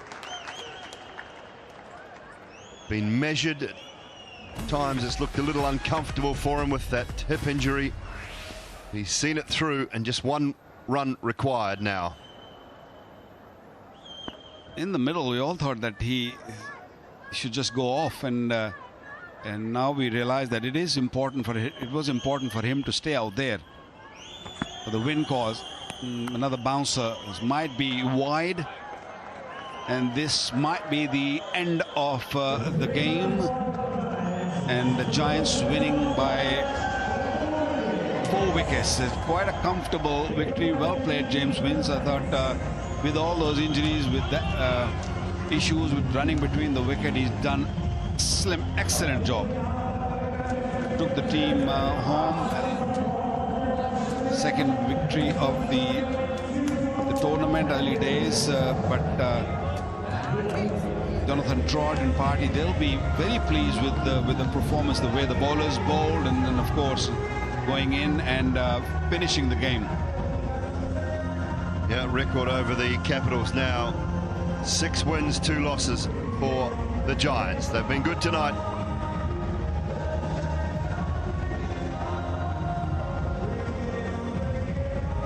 Handshakes and high fives all round for James Vince. Said that strike rate of 111. Normal circumstances, you'd say, might be a little low, but in a run chase, it is all about winning in the 2 points. They lost 6 wickets, they lost 5 while he was at the crease. Went in at number 3, of course. Perhaps a game too early for that injury, be able to run freely between the wickets, but job well done, and the decision to bring him in has paid off.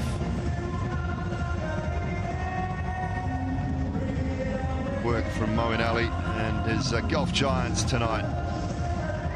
They go back-to-back wins to start this season's DP World ILT20, and work to do. Haven't got long to think about it though. The Capitals, they're back here tomorrow. Good balance to the side.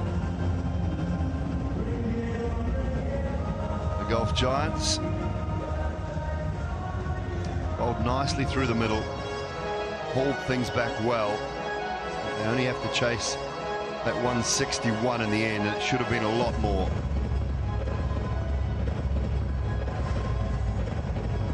Well, I think Moeen Ali did a fantastic job with his leadership, with captaincy out there when they were bowling, bringing himself on, and then Dawson and Party, and they delivered. They really bowled well. It was turning a bit, and they made the full use of that period in the middle where really batting, and that's where they struggled. They couldn't really kick on. They couldn't really score runs in that period. There was 5 overs in the middle part. Really put Capitals on the back foot. They managed to get 160 thanks to last over where they scored 19, but 160 was never enough. 18 runs in 5 overs from 10 to 14. That was where Moeen Ali and his team brought it back, courtesy of Dawson, Moeen himself. That 1 over that went 3 from Ayan Afzal Khan. That was the period where you felt Capitals' innings fell away. 19 off the last over, which allowed them through to that 160, courtesy of a couple of loose deliveries. Omar Azai at the back end. All in all, a dominant performance from the Gulf Giants, having lost 6 wickets in the process. Really seem in doubt. Well, 148 runs for Pathum Nissanka now in the tournament. Jonathan Trott passes over the green belt, which is for the leading run scorer of the DP World ILT20. Thank you very much to the Giants coach. He'll be pretty pleased with his little Sri Lankan opening batter. 67 for him to back up his 81 in the first match. Vince with 50 not out of 45, and just little contributions, you would say, from Omar Azai and Moores.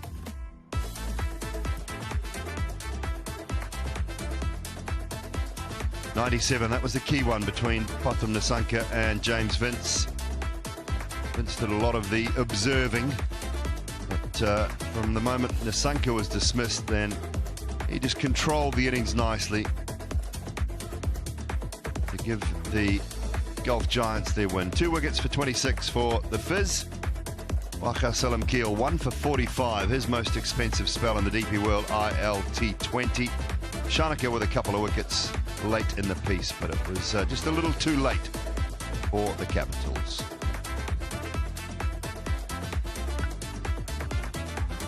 .160 for 6. Again, a lot of contributions without any big scores in that Capitals lineup. Omar Azai with 3 wickets was a touch expensive in his last over, which kind of ruined his figures a little bit. Ayan and Moeen with a wicket apiece, and then the Giants responding with 161 for 6, courtesy of Nissanka and Vince. 4-wicket win for the Gulf Giants. 2 from 2 for them. Net run rate of 1.63. Pretty healthy early stage of the season. A couple for the Vipers as well. And no wins for the Capitals, the Warriors, and my Emirates at the moment. Final to be played on the 4th of January. Take a short break and come back with Alan Wilkins, who will lead the post-match presentation.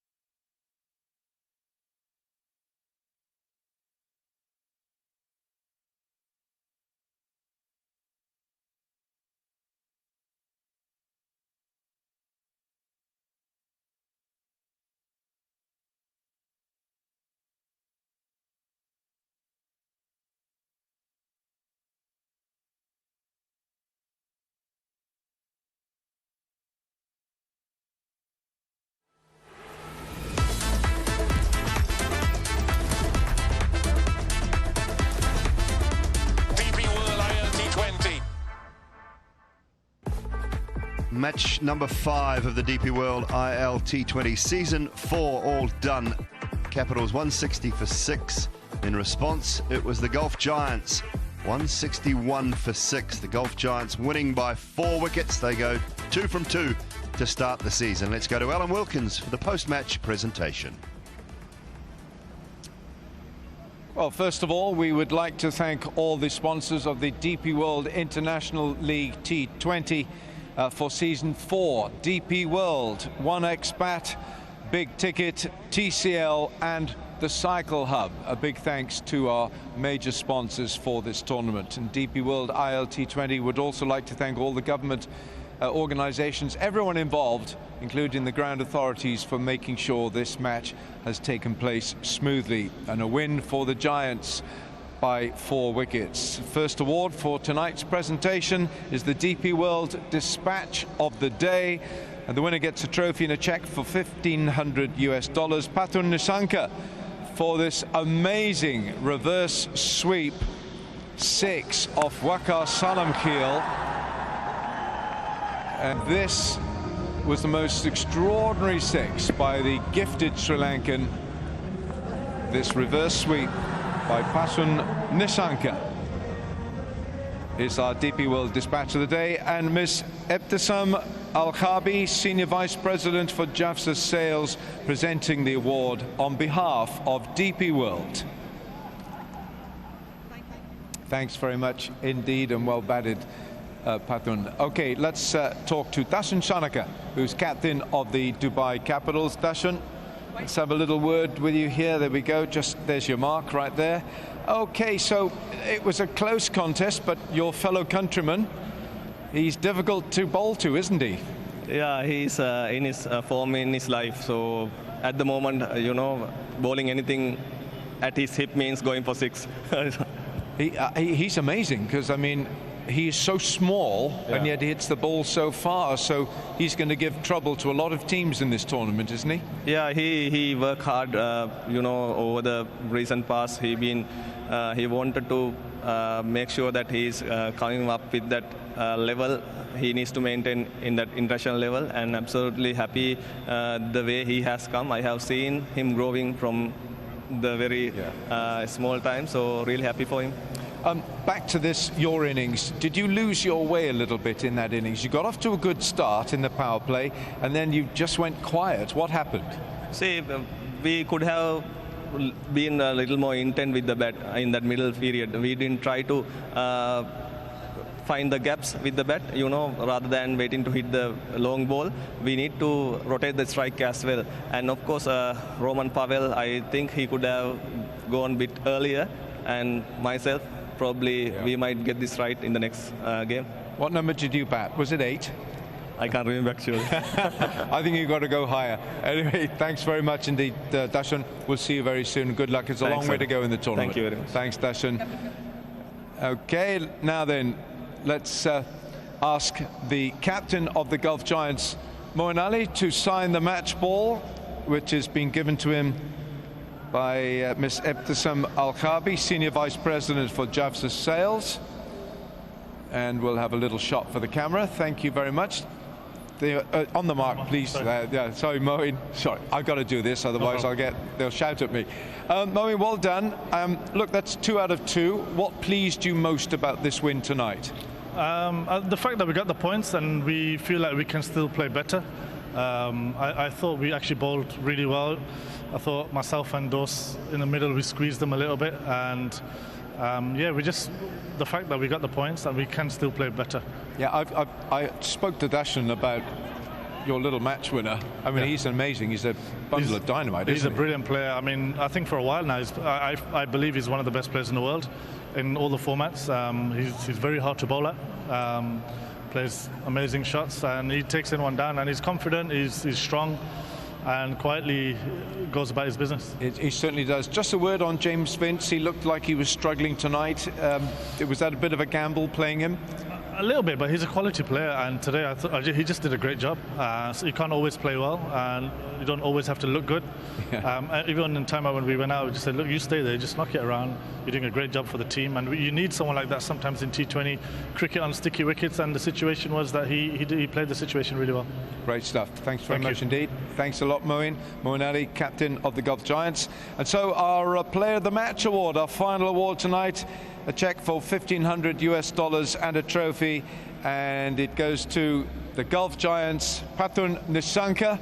Patun, come and collect the award from Mr. Sanjeev Gupta, founder and chairman of S&V Group, who will present the award to Patun Nissanka.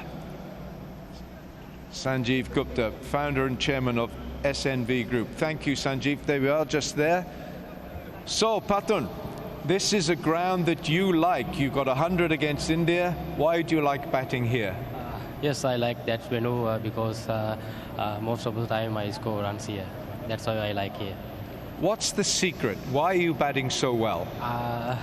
Nothing special, just I try to do my best and believe myself. And was it good to play against Dashan Shanaka? Yes, always. Very good. Keep the form going. It's beautiful to watch. You really are playing so well. We're very happy and very lucky to see you play. Thank you. Thank you very much. Thank you. Thank you. Patun Nissanka, who's our player of the match, and he's playing absolutely beautifully, and he is the one reason why the Gulf Giants have now made it 2 out of 2. Thank you very much, Alan Wilkins, and to the players who joined in. Match number 6 tomorrow. It's the first of a doubleheader. The Warriors up against My Emirates. It is live from the Sharjah Cricket Stadium, 1:30 p.m. We are on air. Following that, back here at the Dubai International Stadium, on air at 6 p.m. for the Capitals up against the Knight Riders. So doubleheader Sunday to look forward to tomorrow. Been all about the Gulf Giants here today. They've gone 2 from 2 to start this year's DP World ILT20. Enjoy your Saturday night as we look forward to doubleheader day tomorrow.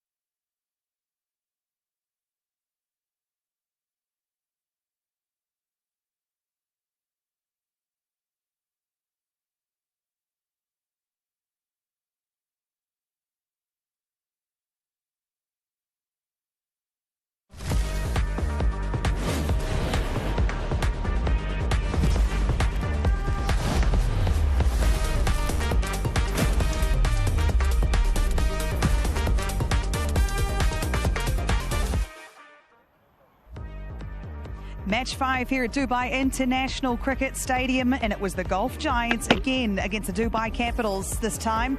Dubai Capitals struggling at the start of the tournament, but the Golf Giants looking good. Good with the ball, but good with the bat as well. Nissanka earning himself another player of the match performance. 67 to go with his last game of 81. Hitting it to all parts. Helped by James Vince, who was back in action for the Golf Giants today, getting the win for his team. So have a look here. As you can see, they put 160 on the board, the Capitals, but the Golf Giants there did a great job with the bat and the ball, getting that 4-wicket victory. We have a look at the points table. 2 from 2 for the Golf Giants. Are sitting on top now. The Desert Vipers with their 2 wins as well. Capitals, though, a few questions to ask when they go into the next game, which is tomorrow.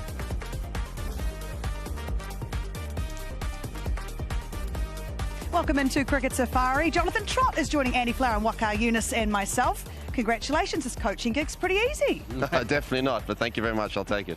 Tell us about tonight and your assessment of the boys' performance. Well, I think we were, pretty good with the ball, and they maybe got a few too many at the end, and we let them get a couple in the last couple of overs. But I think would have taken 160, having seen how the wicket played, which we weren't quite sure how it was going to be, having been a used wicket. So to take that, 160, we would have taken it comfortably, but we made it a little bit harder for ourselves. We perhaps could have knocked it off a little bit quicker, but it's early on in the tournament, and the guys seem to be playing pretty well. Yeah, they certainly do, Andy, and you know this team intimately. You know them very well. What have you liked about what you've seen so far? They look as if they're beautifully led by their new head coach. No, but they do look really organised, actually, all jokes apart. They've been excellent up front with the new ball. They had a little more spin involved today, which I'd like to ask Trotty about in a moment. And then the injection of Nissanka into the team, I think, has been a masterstroke. He looks incredibly impressive, very classy-looking player. And I haven't seen a lot of him. I'm sure Jonathan has seen more. But Trotty, tell us a little more about the lead-in, if you don't mind, the lead-in to this tournament. You've started so well. Were there a few key things that you needed to put in place to get that start? Well, we got all the players from the T10, so it's not like they hadn't been playing cricket. They had been playing cricket, and for me, it was just about finding the right combinations. And just going back to Nissanka, who obviously became available sort of last minute, and we had 2 injuries to bowlers. And we signed a bowler, and I made sure that we signed him. We saw how well he played in Asia Cup here at the stadium. And obviously being involved in subcontinent cricket quite a lot, I've seen him over the years and been thoroughly impressed. So it's fantastic to have him in the change room that I'm in and with the rest of the players. But with regards to being led, very fortunate as well. My job's easier having some experienced players like Moeen Ali and James Vince around who've played a lot of franchise cricket and have played this tournament as well. Waka, so you've got Nissanka out here, back-to-back performances with the bat. How would you bowl to him right now? Oh, man, I mean, if someone's in this sort of form, it's very, very difficult to bowl to someone who's such a clean hitter and uses the pace really, really nicely. He's not a tall man. He's only, maybe 5'8", 5'7", 5'8", but he's clean. He's such a clean striker. Look at that. He uses the pace also and plays both sides of the pitch. We saw him flicking one on the onside, going for 6, and that shot was really icing on the cake. He's such a fine player, and I think it's a great signing. I think, Jonathan, you did an excellent job with signing him also. And I also want to just ask Trotty about the leadership of Moeen. I thought winning the toss first of all, and then bowling and bringing the bowlers, changing ends. I thought that he was wonderful. Yeah, and I think his experience is not only himself as a player, but all playing in this tournament before. It makes my job very easy. Just asking questions. What do you think? Is full of ideas, along with James Vince, who's sort of coming back from an injury. The team feels in good hands, and with regards to the rest of the players, they'll feed off that. And so for me, it's just sitting back and making sure that things are organised as much as they can be, and give the guys the best opportunity to go forward, but also make sure the conditions are going to change throughout the tournament, and how we assess and how we adapt as a side is important. And about James Vince, so you're a little worried about his injury because he was hobbling most of the time? No, I don't think so. I think the easy option for him today would have probably been to get out and sort of let somebody else go. He saw the team home, and that's what leaders and people who are confident in their ability do. There are fewer nicer things to watch than James Vince batting, and when he looks good, it's fantastic to watch. What is it about his technique that keeps him so successful, so consistency, would you say? Well, I've known him since he was in the England Cricket Academy, and I was coaching there, actually. So he's a beautiful offside player against the quicks. And there's a good example against the spin. He holds that blade beautifully through his offside shots. He's a very good puller against quicks. And as soon as you can, if you're playing a good cover drive and punch off the back foot through the offside, but you've also got the pull to put their length under pressure, that's a great combination of shots, and means the bowlers have to be on point if they're going to create any pressure or create any chances against you. The other thing about him is he's very calm. He knows the game well. We were talking about his captaincy in the pre-game show, but he's a very calm bloke. Which is a great quality as a captain, great quality for a top 3 batter. Have you ever seen him stressed out? Not really, no. But I think that's, he don't sort of let that calmness sort of fool you. He thinks deeply about the game and is very, very determined. He was determined to play today, even though you probably think or knows he's a little bit injured. He wanted to play today, and it was very, very sort of direct in that sort of feeling. Is he on some sort of incentive scheme? Well, I don't know. We have to find out. But from me, whenever you see a player who could take the easy option again, and I'm 50, maybe give me a couple more days. No, I want to play tomorrow. Nice. You got to let them go. Yeah, absolutely do. Waka, I want to talk to you about the bowling from the Golf Giants today, what you liked about it, and the new white belt holder. Yeah, I think they are amazing. They've got a very good balance in their lineup, especially bringing this youngster who can bowl really, really well. Omar Zai, he's got good pace. He's a wicket taker. He swings the ball both ways. When you give him a new ball, he does the job also. And even in the middle part of the game, when you need him to just come and pick up a wicket or maybe just block the runs, and I think he's done well. He was a little expensive today, but he's a wicket taker. Wicket takers are going to be a little bit expensive, but so you will take that, and his batting is amazing also. We haven't seen that yet, but he's a very good all-rounder at number 5, number 6, or even number 7. They've got such a good batting lineup, so you can chuck him anywhere you want to. Those players are handy to have, and you've worked with him a bit, so what's he like in the dressing room? Very calm, very quiet and unassuming. It's been fantastic over the last 3.5 years to see his development, not only as a cricketer, but also as a person off the field as well. When I took the side of the Afghan side, very sort of quiet and sort of hid in the shadows a little bit.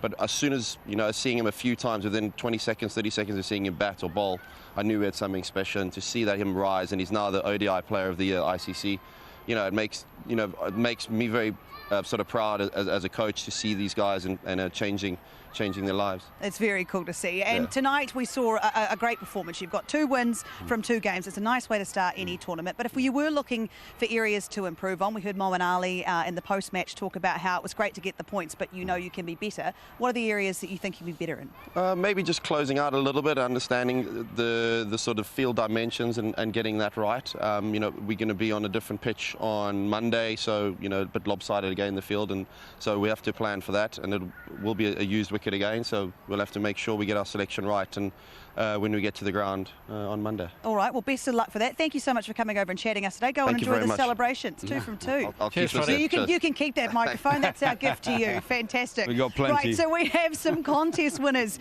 Make sure you stay with us right now. Have a look at this. Have a look at this. Now, if your name is here, this is the Jawa Dika Inam Pau competition. If your name's on here, you are a winner from match number 4. All over the shop. 2 pages of winners here, so stay with us. If you didn't see your name on the first one, you might see it here. There you go. If you're on there, congratulations.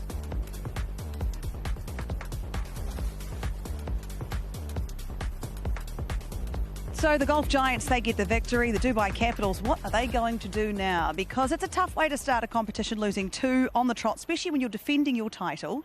What would you be saying right now as the coach? Well, first thing I think we should understand is they've had some major changes. So they've lost Sam Billings, their captain from last year, who's an outstanding captain. They've got a new captain in Dasun Shanaka. They lost Shea Hope, who was an outstanding opening batsman for them. He was the standout player last year for Dubai Capitals.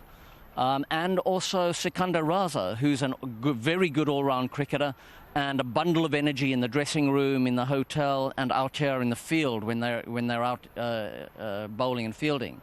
So those are big losses. So it's a real reset for Dubai Capitals and probably quite a big challenge for Hemang Badani, the head coach. So I hope for their sake that they settle into some sort of rhythm. It's a challenge to how they hold their confidence after these 2 losses. You know, they're really going to have to bind well together, communicate well, and come out fighting in their 3rd match. Yeah, they certainly will, Walker. If they go back and have a look at some of the dismissals from today, some are saying maybe some a little soft, some of those. I didn't say that, I don't bat, so it would be unfair of me to say that. But these dismissals, how would you describe them? Look, I think that was a rash shot, and they could have taken a little bit longer, especially up front when you're losing wickets.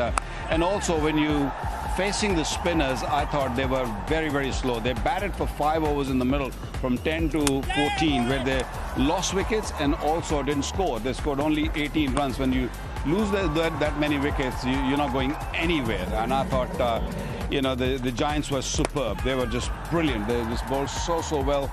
It was hard to get away when your bowlers are bowling that well.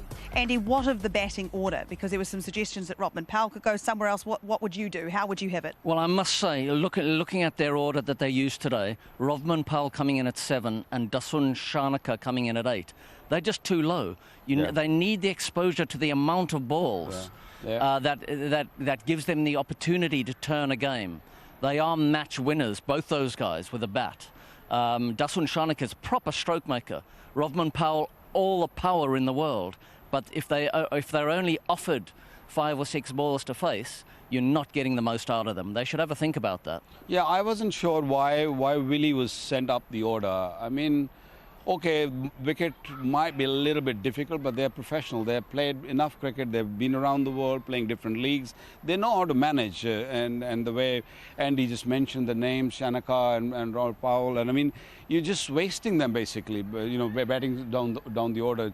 Just send them up. Don't worry about it. Even if you lose their wickets, they'll come good. They're match winners. And I think that's where they made a huge mistake. And also, Mohammad Nabi, I thought he was the man who should have come in place of Nishan, because we saw in the first inning ball was spinning, and he's a cunning bowler. He's very, very smart. So, and his batting could also be in an advantage. So I thought they made few mistakes. I'm sure they'll fix that tomorrow and come back stronger. I'm sure they will, and they don't have much time to think about it, which might be a good thing. We're going to take a short break here. Don't you go anywhere, Andy. Thank you for joining us. When we come back, we're going to have a look at tomorrow's double headers.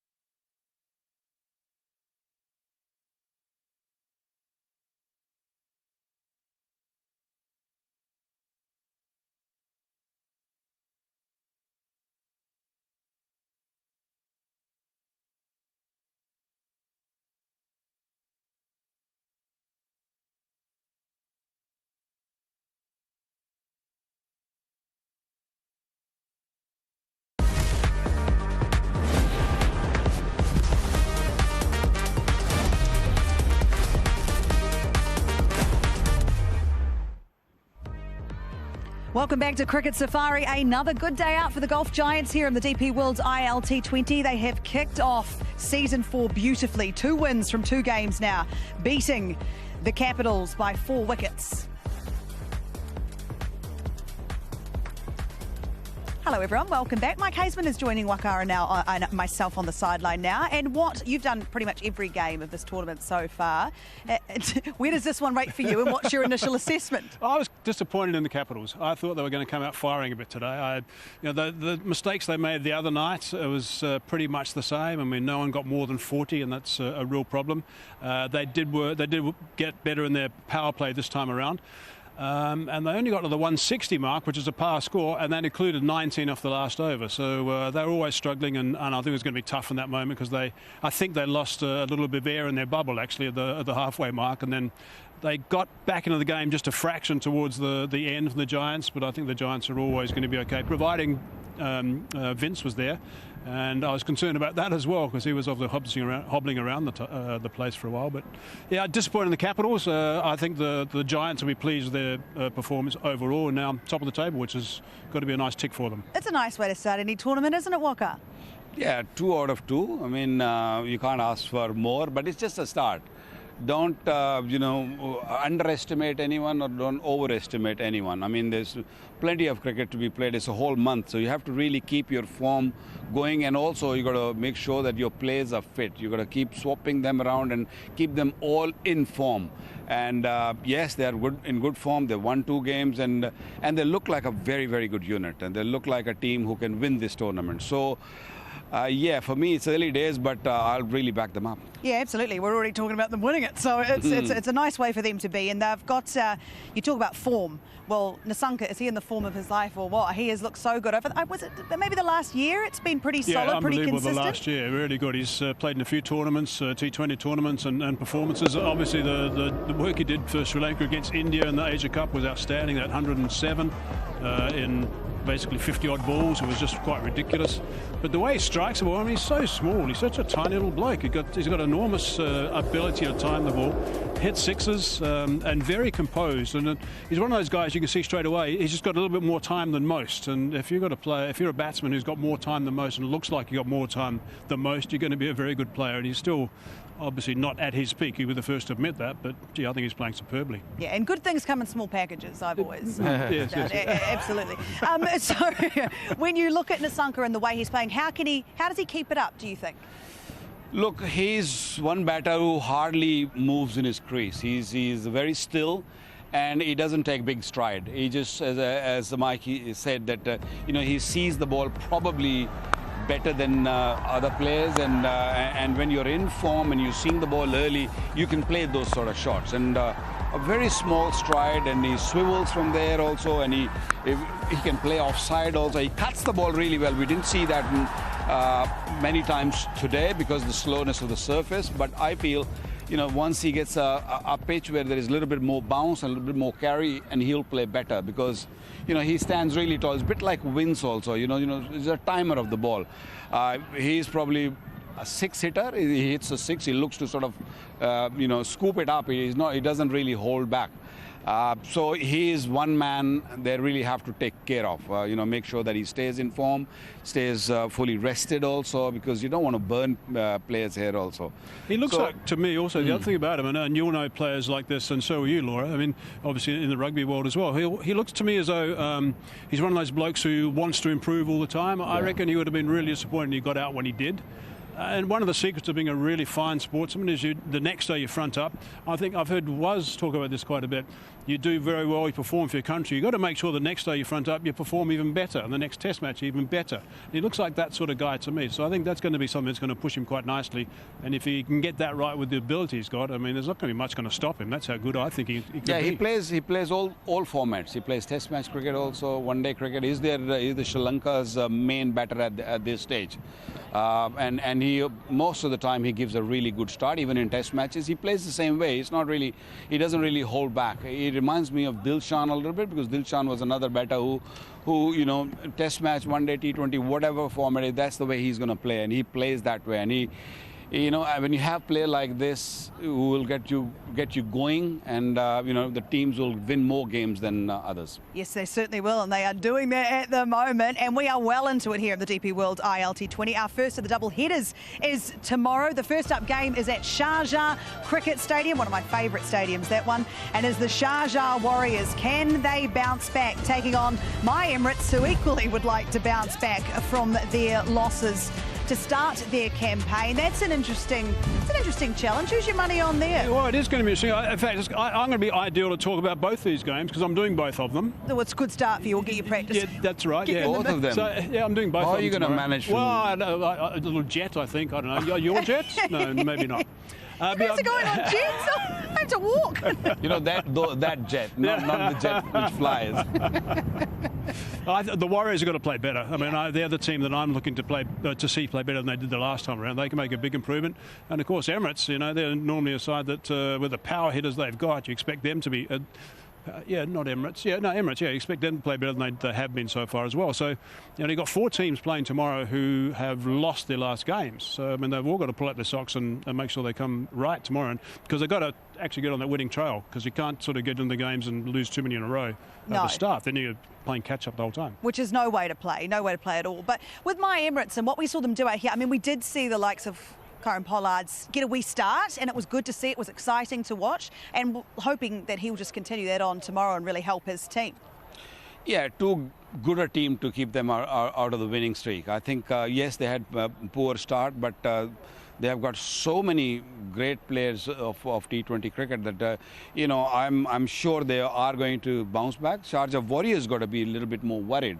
They had a terrible game, the previous one in Sharjah, so they have to really pull their socks and make sure that they play some decent cricket. They have to really sort out their bowling. So it should be a good game, but I think Sharjah Warriors got more to lose right now. Emirates have got Nicholas Puran as well. I mean, he didn't fire in the last game. He sort of didn't get going. But I think one of the things that's going to be quite important is the track where all the runs were scored when Livingston got those 88 in about 3 balls, I think it was. Yeah. That was a track that was much better for stroke making than we saw yesterday, for example. It was a little bit of a different track, and the guys couldn't really play as many strokes as they wanted to. So I think that's one. I know it's the same pitch that they used, I think. No, it was a different pitch. It was a fresh pitch. But I think it's a situation where the guys have got to adapt and make sure they adapt to the surfaces and don't just go out there straight away and look to play shots straight away, because it won't be the same as the first game, because that was just magnificent to bat on. It looked magnificent to bat on, and I always like seeing people hit them onto the road. You know, I think that's very exciting. Into the shop. Into the shop next door. So will that happen? Well, that's the first game in the double header, but there's also the next game in the evening. It is ADKR taking on the Capitals. So they don't have too long to think about what's happened out here tonight against the Golf Giants, and that might not be a bad thing, right, Waka? Yeah, they both lost their, previous game. You know, you saw Capital losing now, and then of course Abu Dhabi Knight Riders, they lost their second game in Sharjah. So they're both hurting. They both probably look to get back into winning streak. And Abu Dhabi Knight Riders, I feel that they're a better side when I look at the two sides. Yeah, well, the Knight Riders, they haven't. How do I put this nicely? In the last couple of seasons, they've struggled. They've struggled a little bit. But to start with a win against that Sharjah Warriors side over in Sharjah, to see what Livingston did. Yep. I mean, how much will they be relying on him? Because they've got some serious players in that team. Yeah. Well, I wonder if he's going to be fit. He took a nasty blow on the eye when he was trying to take a catch towards the end of the game. So I wonder if he's going to be fit. They're going to be up like that today, I would imagine. Come on, he'll be fine. But he's from England. Well, he was here all the way from England at Sharjah Cricket Stadium, absolutely going to town. 82 off 38 balls. I mean, you just wouldn't want to be a bowler that day. Not at all. It was disappearing to all parts. They were all getting a stiff neck watching the ball just fire out of the green. It was amazing hitting. He does this around the world. What makes him so good, so challenging to bowl to when he's in that mood? He comes in the middle and he plays spinners really, really well. And, you know, when he takes on the spinners, it's hard to bowl at him. Look out tomorrow. It's all coming for you on the DP World ILT20. See you tomorrow.